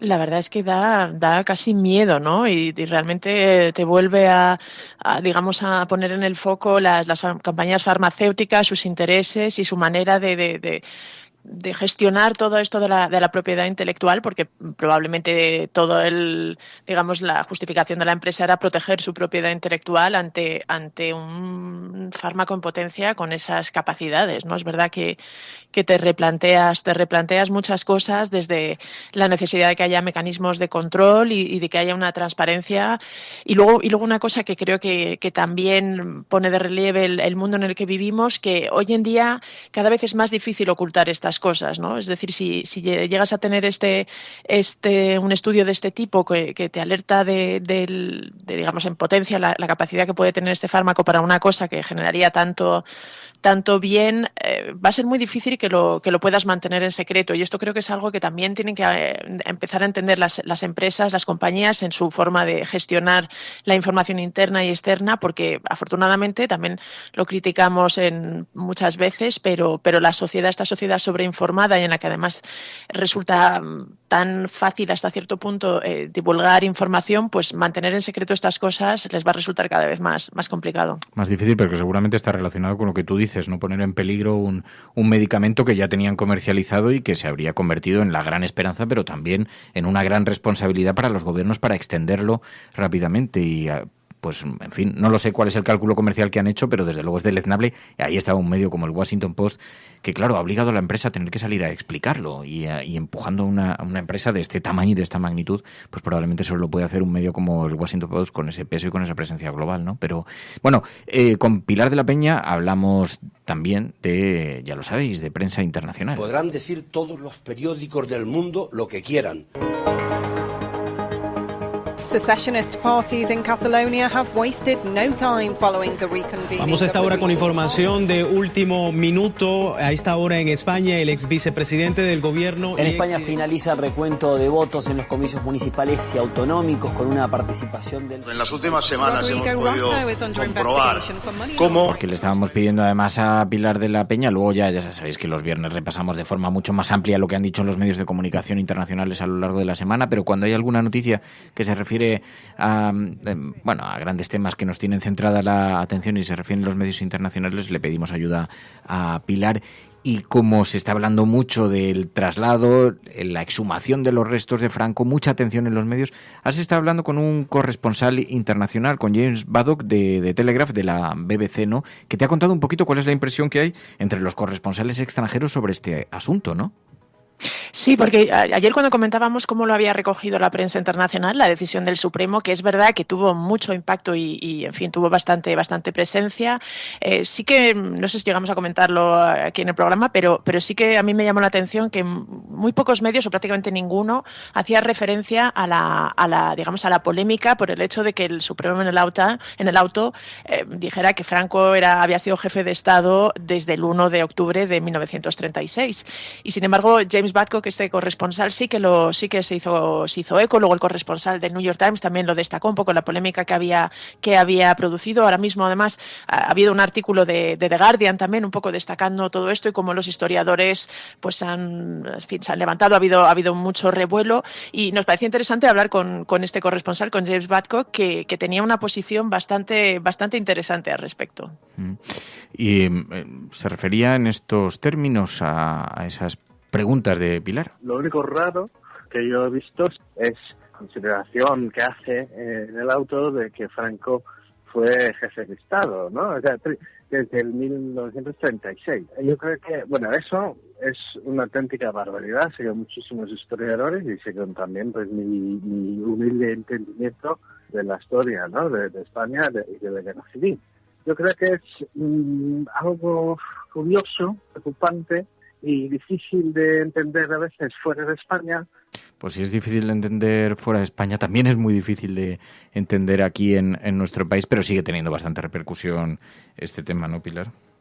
Sí, yo os digo que la prensa internacional, todo lo que tiene que ver con Franco, con el franquismo, siempre es algo que les llama la atención, ¿no? Toca como una tecla de interés fuera y lo resaltan y lo recogen. Era interesante también porque varios corresponsales les ha llamado la atención del auto del Supremo esta especie de equiparación que hacía poniendo, es decir, a Franco casi como un jefe de Estado más, como si fuera un expresidente, que era también lo que contaba James Badcock, ¿no? Decía que en este sentido, cómo era posible que se pusieran en el mismo plano y casi al mismo nivel las pretensiones de un gobierno democrático, que además tiene el respaldo del Congreso en esta intención de exhumar los restos de Franco, con un poco el prestigio del exdictador, ¿no? Esto es una de las cosas que está costando entender fuera de España. Dentro también, pero fuera especialmente.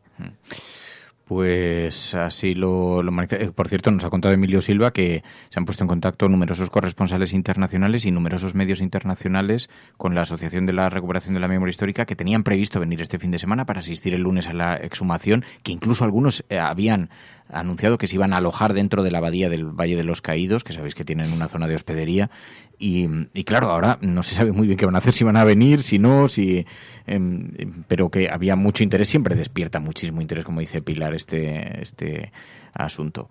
Oye, que... De hecho, esto que dices es gracioso, lo que dices que algunos se querían alojar en la abadía del Valle de los Caídos, porque hace, unos meses, cuando también estaba ahí un poco en el horizonte la posible exhumación de Franco, puede que fuera hace un año, ¿no?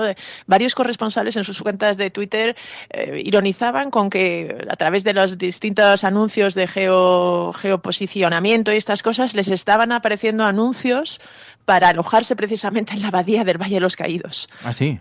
Sí, fue llamativo. Yo con alguno bromeé, dije, a lo mejor Google sabe algo que no sabemos los demás. Un poco de que podía haber una intención real de exhumar en ese momento, que evidentemente no se ha producido, pero sí que lo comentaron, por ejemplo, Cecil Thibault y alguno más le comentaban que de pronto les habían aparecido anuncios para alojarse en la abadía. Nos lo vas a decir a nosotros que dormimos clandestinamente en el bosque en el mes de septiembre cuando parecía que iba a ser exhumado los restos del dictador, pero allí que amanecimos, oye, con los gritos del este. Bueno, ya lo sabéis que hacemos dos espacios diferenciados en este programa. La Cafetera es un programa de radio que se financia gracias a las aportaciones de los oyentes. Si te gusta el periodismo que defiende y sientes que te acompaña, hazte mecenas y ayúdanos. Infórmate en radiocable.com/mecenas.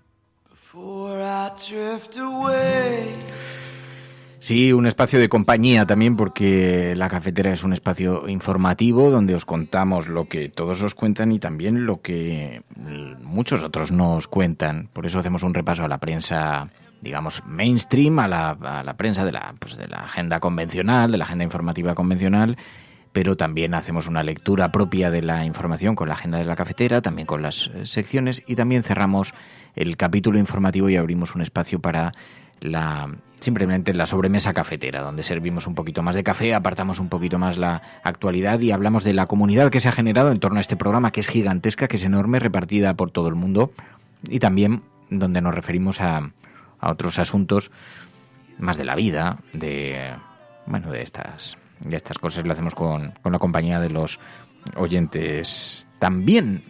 Y es un espacio de compañía. Y lo hacemos así porque hay mucha gente que nos manifiesta que es importante para ellos, que están en hospitales, que están en centros médicos, que están en países donde viven solos o que tienen momentos de soledad, y que entonces este programa pues les sirve de esa ayuda, y a todos nos sirve un poquito como terapia. Y como café también, para despertarnos cada mañana. Claro. Y despertarnos de otra forma, ¿no? Y entonces le estaba contando a los oyentes antes, Pai, que ayer estuvimos visitando el Centro Cultural Conde Duque.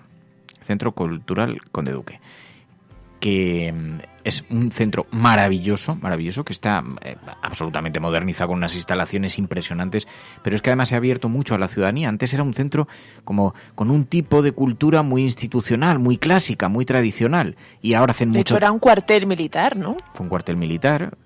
Bueno, ha sido muchas cosas a lo largo de los años, pero ahora como centro cultural, lo que pasa es que estaba incluso muy cerrado a la sociedad siendo centro cultural, pero en los últimos años se ha abierto mucho y hace mucho teatro alternativo, hace muchas cosas alternativas. Bueno, pues hemos estado viendo dos espacios para celebrar la desvirtualización cafetera, 13 de julio. Apúntatelo en la agenda.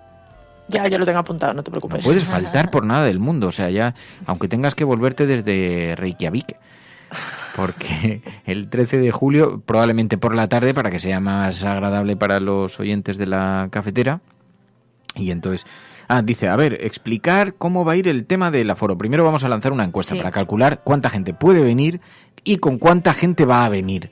Y entonces hacemos una estimación, no tiene que ser Vamos a ver cuántos muy... vamos a ser. Pero queremos saber cuántos vamos a ser, porque hay dos opciones. O bien dentro del teatro, con aire acondicionado, y además ahí fresquito, podremos hacer el programa en condiciones técnicas muy cómodas. O bien fuera del teatro, donde hay hasta 800 butacas, porque hay un cine de verano que empieza después, que además la gente podría quedarse después a ver la película. Suelen ser películas súper interesantes y que además en ocasiones, si es cine mudo, tocan música en directo. Es bastante interesante y hay un bar. En fin, la experiencia es muy interesante. Pero podría ser en alguno de los dos espacios. De momento nos inclinamos más porque creemos que siendo 13 de julio, pues el encuentro será medio tirando a pequeño, a ver cuánta gente puede venir en esas fechas, pero si es un encuentro familiar, pues estupendo, y si es un encuentro gigantesco, como ha sido otros años, pues estupendo también. Puede ser una boda íntima o una gran boda. O una gran boda griega. Un bodorrio. Entonces, hay dos opciones. Muy probablemente, dice Mercedes de la Fuente, ¡ay, que yo trabajo todo ese finde! Pues pide el día, mujer, pues pide la esta. Bueno, como vamos a lanzar la encuesta, así ya lo sabremos y vamos cuadrando.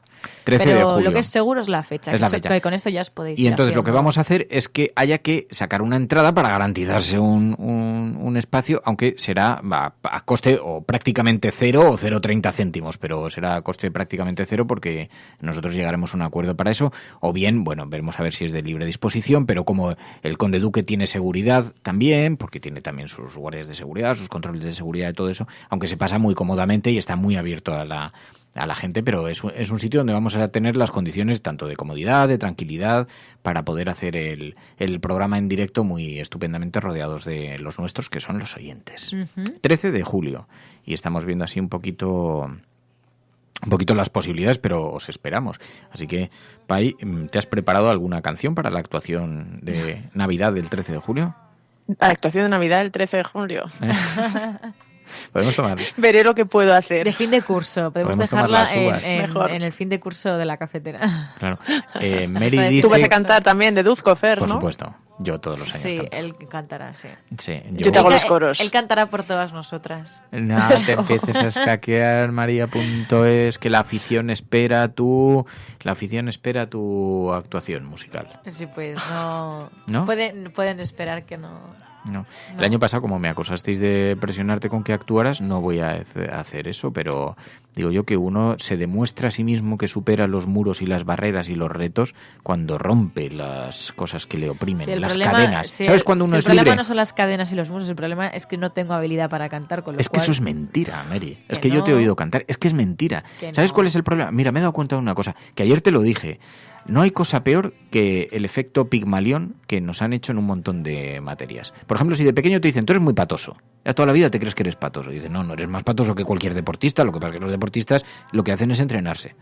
Pero cualquiera que se entrena en todas las disciplinas, no es que cantes mal, es que a lo mejor te estaban haciendo cantar en el que no era tu tono.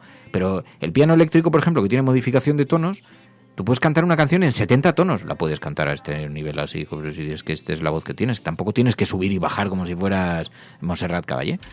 Y entonces todo el mundo tenemos habilidades, Mary. No hay que creerse lo que nos han dicho, es que eso es mentira.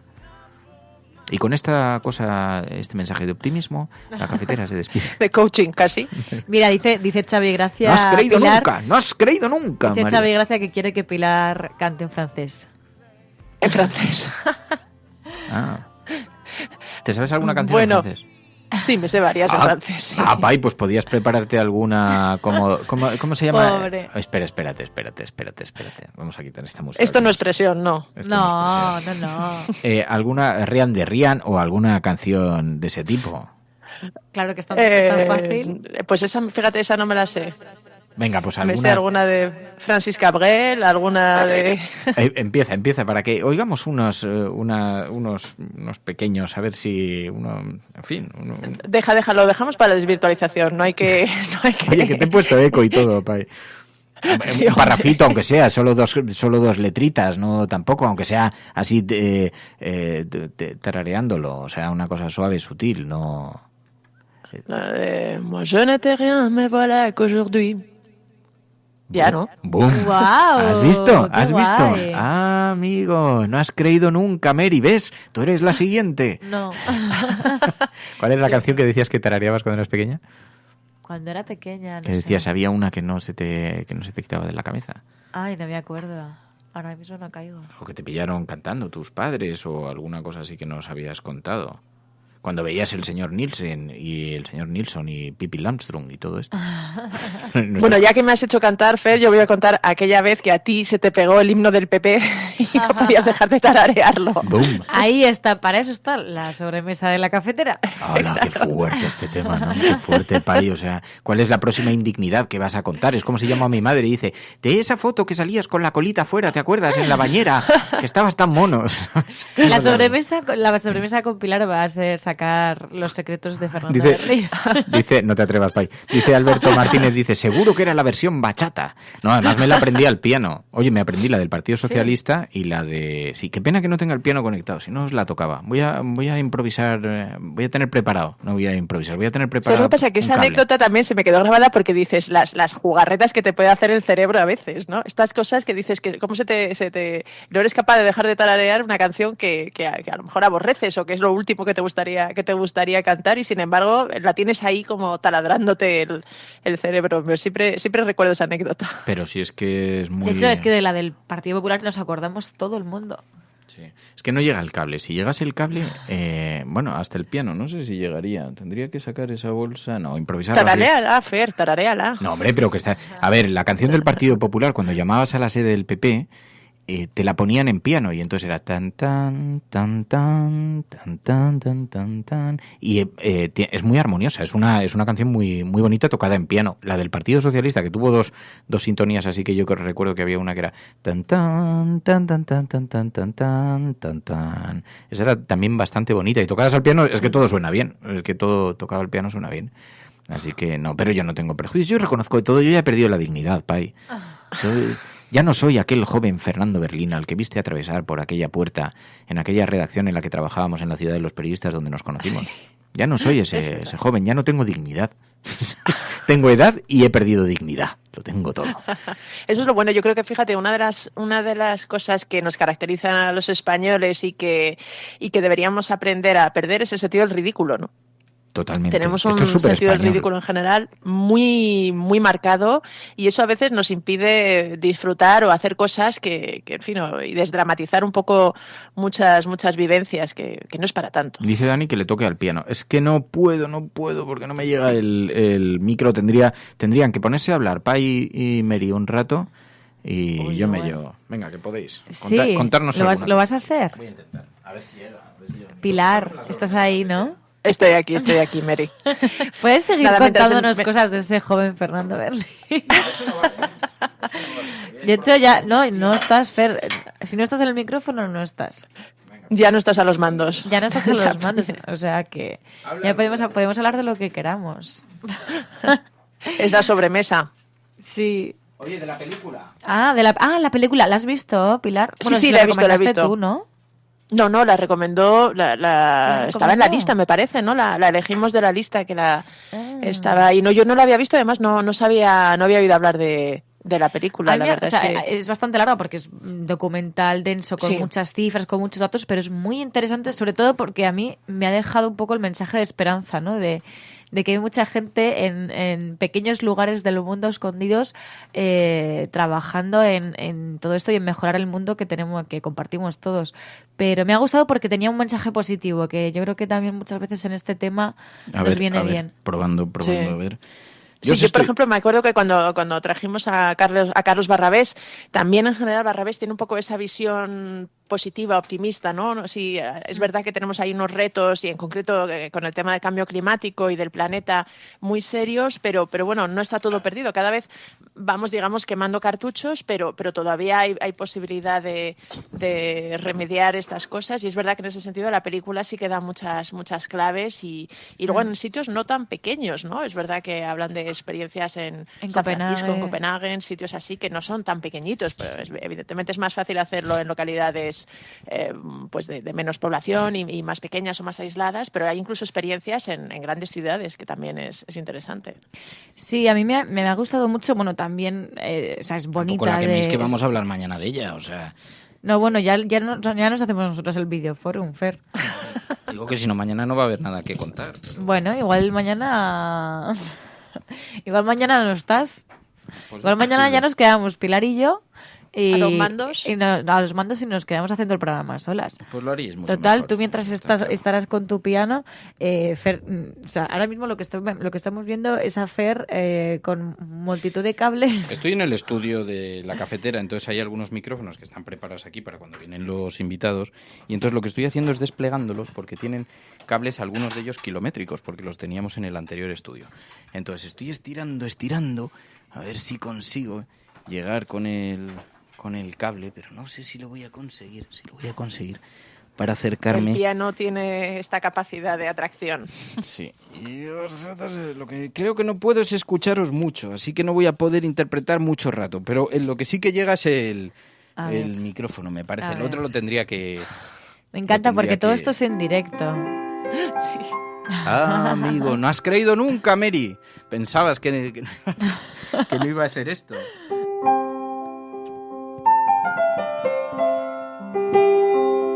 Pero empezamos por la del PSOE, ¿eh? Sí. Esta era la del Partido Socialista, que me la aprendí.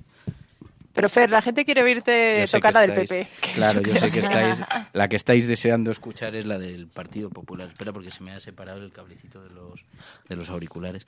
Y entonces, la del Partido Popular. No sé cómo se veía, porque yo no os estoy escuchando, pero la del Partido Popular era una canción que era tal que así.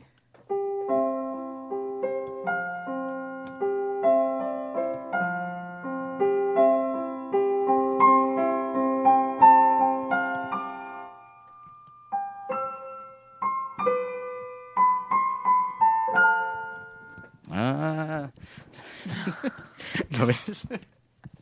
Sin dignidad, vamos. ¿Qué ha pasado?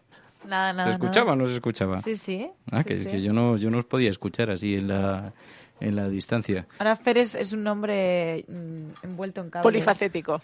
Hemos puesto, sí, es como una especie de cable de unidad móvil. Pero a que suena bien tocado así. Sí. Suena bonito. Sí, dice, tienes que aprender el belachao. También la sé tocar. Hoy lo que pasa es que no puedo tocar porque no se estaría... O sea, el problema es que los cascos no llegan hasta allí, llegan solamente hasta el pasillo. Entonces no llegan hasta el... Te puedes traer el piano dormitorio. a la desvirtualización. Claro, podemos poner una canción. No, pero por ejemplo la canción de La Cafetera. Uh-huh. Bueno, la sintonía que se escucha al principio del programa, esa es una interpretación hecha en este piano, así de una interpretación libre. Sí. Uh-huh. Así que sí podemos hacer... Sí, oye, si se anima alguien, igual llevamos el piano. Sí, amigos, hay que tener una mirada transversal, hasta en la música. Un poquito así, también aceptar que el mundo es diverso. Fer reconciliándose con Maruenda. No, pero hay que reconocer que la música que suena muy bien, que las sintonías son dos sintonías muy, muy bonitas. Yo creo que es un acierto para los partidos políticos tener una sintonía reconocible. Y sin embargo, pues hemos Podemos, visto por ejemplo, no tiene, ¿no? No, utilizaron la estaca al principio, la utilizaban bastante, pero la de luego Todo Cambia. Todo Cambia. No la voy a cantar. ¿Cuál es Todo Cambia? Hombre, dice cambia, todo cambia.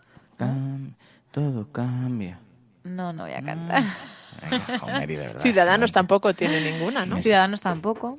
Ah, la de Izquierda la Unida. Izquierda Unida, yo creo que tampoco tienen sintonía como tal.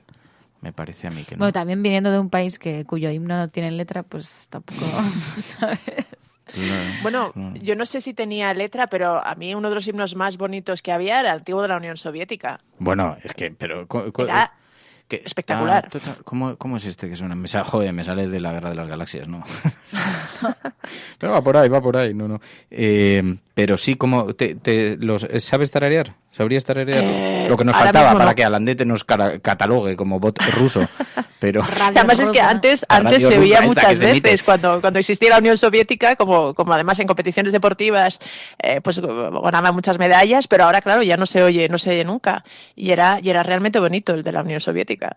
Pero ahora mismo se me ha ido. Espérate a ver si lo encontramos. No lo sé. Dice, siempre he dicho, dice J. Felipe, dice en Twitter, que la sintonía del PP es la responsable del 50% de sus votos. Y la versión bachata fue boom. Oye, pues no te rías, Felipe, que puede ser que... Hombre, yo no sé si tienen ese poder las sintonías de los partidos políticos, pero sí que obviamente ayudan, ¿no?, en el marketing político. El himno ruso, lo que sí que era como muy grande. Grandilocuente. Sí. A ver, muy solemne, así. También decían por aquí la marsellesa, que le gustaba también a Isabel y a Alberto. Hombre, la marsellesa también. Mira, el himno ruso, a ver si es el actual, no lo sé. Ah, sí, yo creo que es este, me parece a mí. Podríamos hacer una sección que se llamase Alandete. Alandete y vete. Yo creo que es muy apropiado. ¿Tú crees que nos pueden acusar de ser un bot ruso emitiendo desde una guardilla en Madrid? Pues con el himno ruso de fondo. Con el himno ruso, sí. Pues Alandete seguro. Alandete, con esto te hace una tesis doctoral en el Senado británico, en el Parlamento británico. En fin, perdón, era una pequeña broma así un poco de actualidad con tintes. Una pequeña broma, sí. Pero sí, es bonito ese himno nacional. Y de Javier Hernández, por cosas como estas soy mecenas. Oye, pues nos vienen muy bien los mecenas. La Cafetera es un programa de radio que se financia gracias a las aportaciones de los oyentes. Si te gusta el periodismo que defiende y sientes que te acompaña, hazte mecenas y ayúdanos.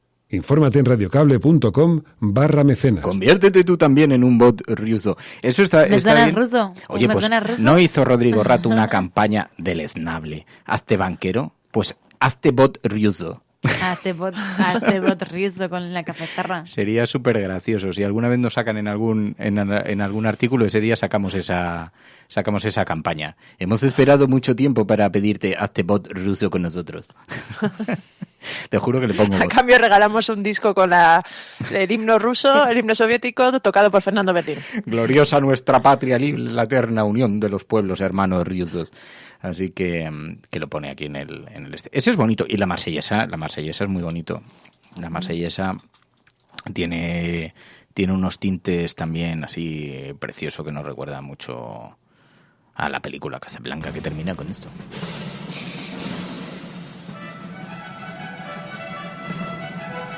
Empieza con unas cornetas, todo muy así. Todos los himnos en general son todos como muy grandilocuentes, que hablan de la gran nación, ¿no? El nuestro no habla de nada, ¿no? A ver qué le pasa a la marsellesa, porque mucho preludio, pero llevamos 24 segundos, 25 segundos. Hombre, la marsellesa también, la letra, es lo que le da mucha fuerza. Marchemos, hijos de la patria francesa, que el día de la gloria ha llegado. Esto dice. Y entonces ya contra nosotros la tiranía, el sangriento estandarte se ha elevado, dicen. Es bonita esta. Y luego otras... Pon el de España ya que te pones, ¿no? Creo que podemos ir por partes. Podemos ponerle nuestra propia letra. Por partes. Rusa. Y luego tenemos el himno americano. Había una muy buena que hizo Goma Espuma, que hablaba un poco de las cosas que realmente nos unían a los españoles, pues la comida. ¿Os acordáis? La letra esa era muy graciosa, la que hizo Goma Espuma para el himno. Pero los himnos, ¿cómo lo viven en algunos países? Dicen, en Estados Unidos lo que une a los americanos es el dólar y el himno. Es lo único que les une, dicen. Y la bandera. Pero Cristina Aguilera tuvo que cantar en la Super Bowl en el 2011 el himno de los Estados Unidos y se equivocó. Y provocó una hecatombe en el país. Esto tuvo... estaban todos ahí en la Super Bowl y todo el mundo mirando con mucha... todo con toda la pompa esta norteamericana, que cuando hacen las cosas las hacen audiovisuales tan espectaculares.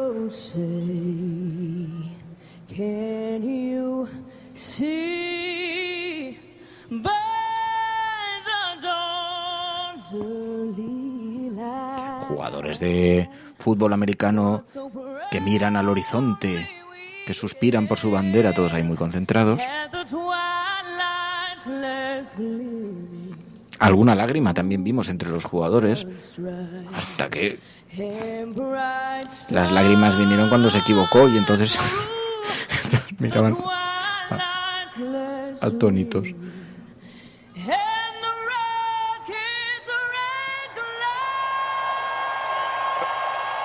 Pequeño error.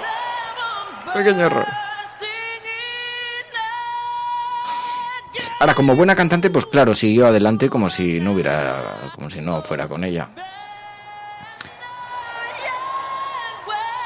Le están abucheando, que es muy fuerte, o sea.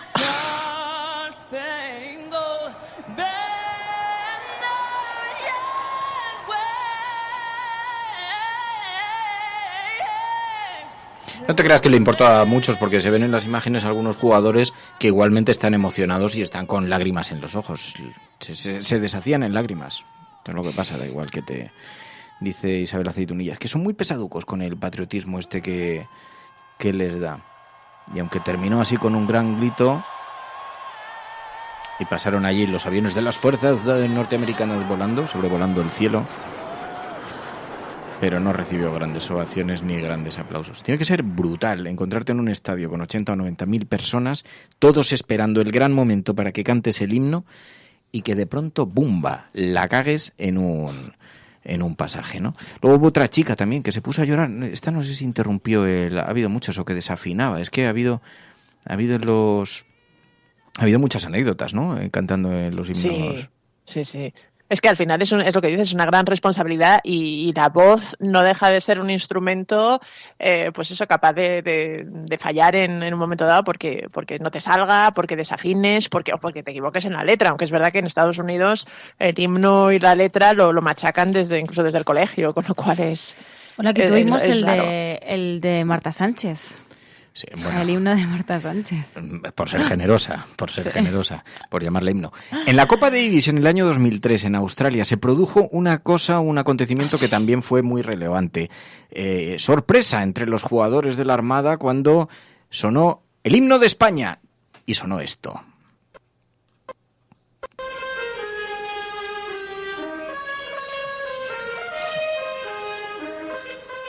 Entre estupefactos y desconcertados. Así se quedaron los... Resulta que el tipo que tenía que interpretar con la trompeta el himno español se bajó de internet la partitura y se bajó el himno de Riego. Buscó himno de España y se bajó el himno de Riego y entonces lo interpretó. Y la cara de los tenistas y algunos de los presentes que iban enfundados en banderas de España y que se habían recorrido diciendo a lo mejor medio planeta, diciendo que no, con la mano súper... Y ahí teníais al himno de Riego tocado en trompeta. Esto también muy fuerte, ¿no? ¿No? Sí, la verdad es que sí, el himno de España realmente no es tan conocido cuando pueden... Es verdad que si tuviéramos que decir cuál es el himno de Australia, pues probablemente lo tendrías que buscar en internet y cabe la posibilidad de que te equivocaras también de himno, pero sí, es verdad que yo recuerdo aquella imagen y aquella polémica fue muy, muy graciosa. Sí, amigos, si te pones a buscar en internet el himno de España, pues claro, te sale de todo. Así que...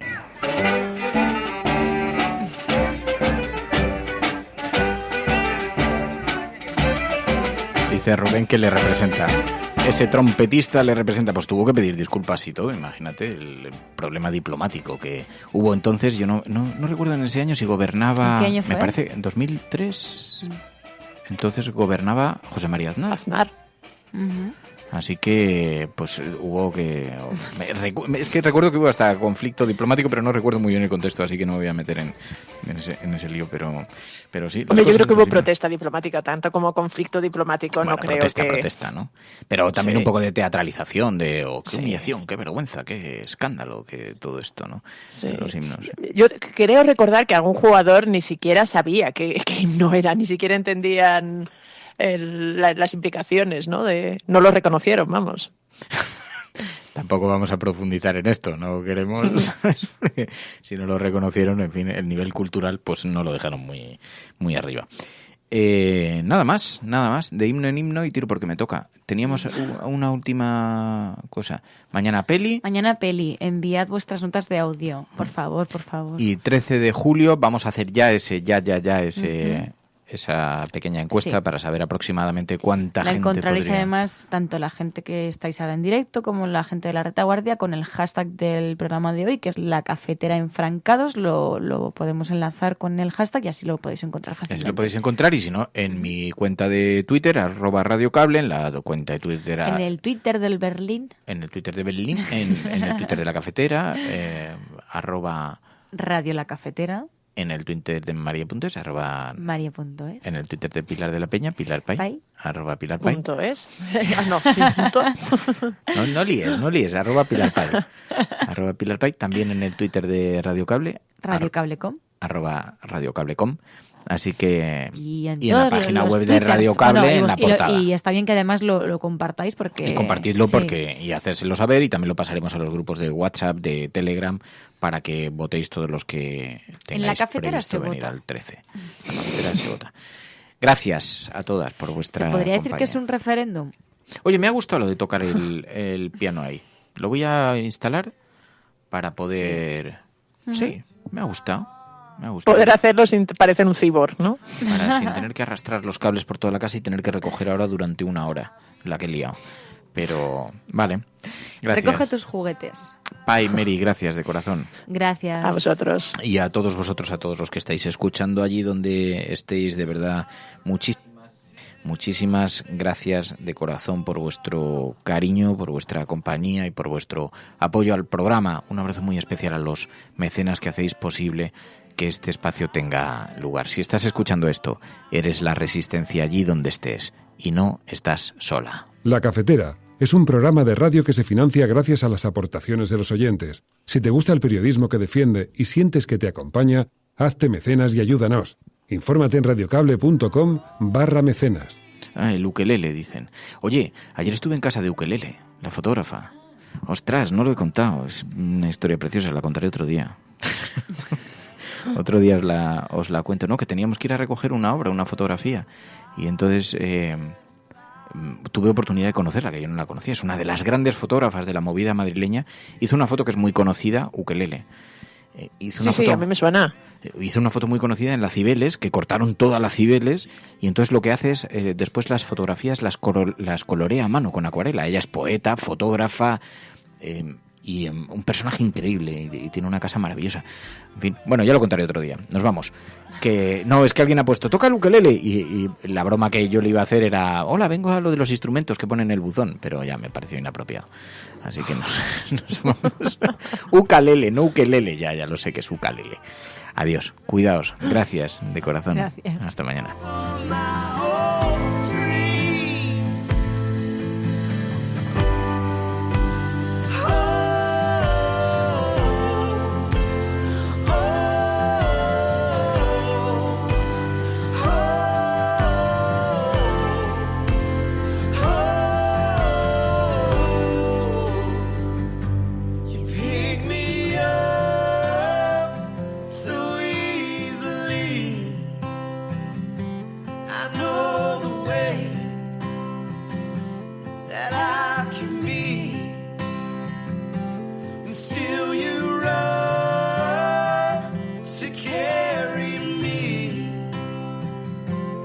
Call me yours.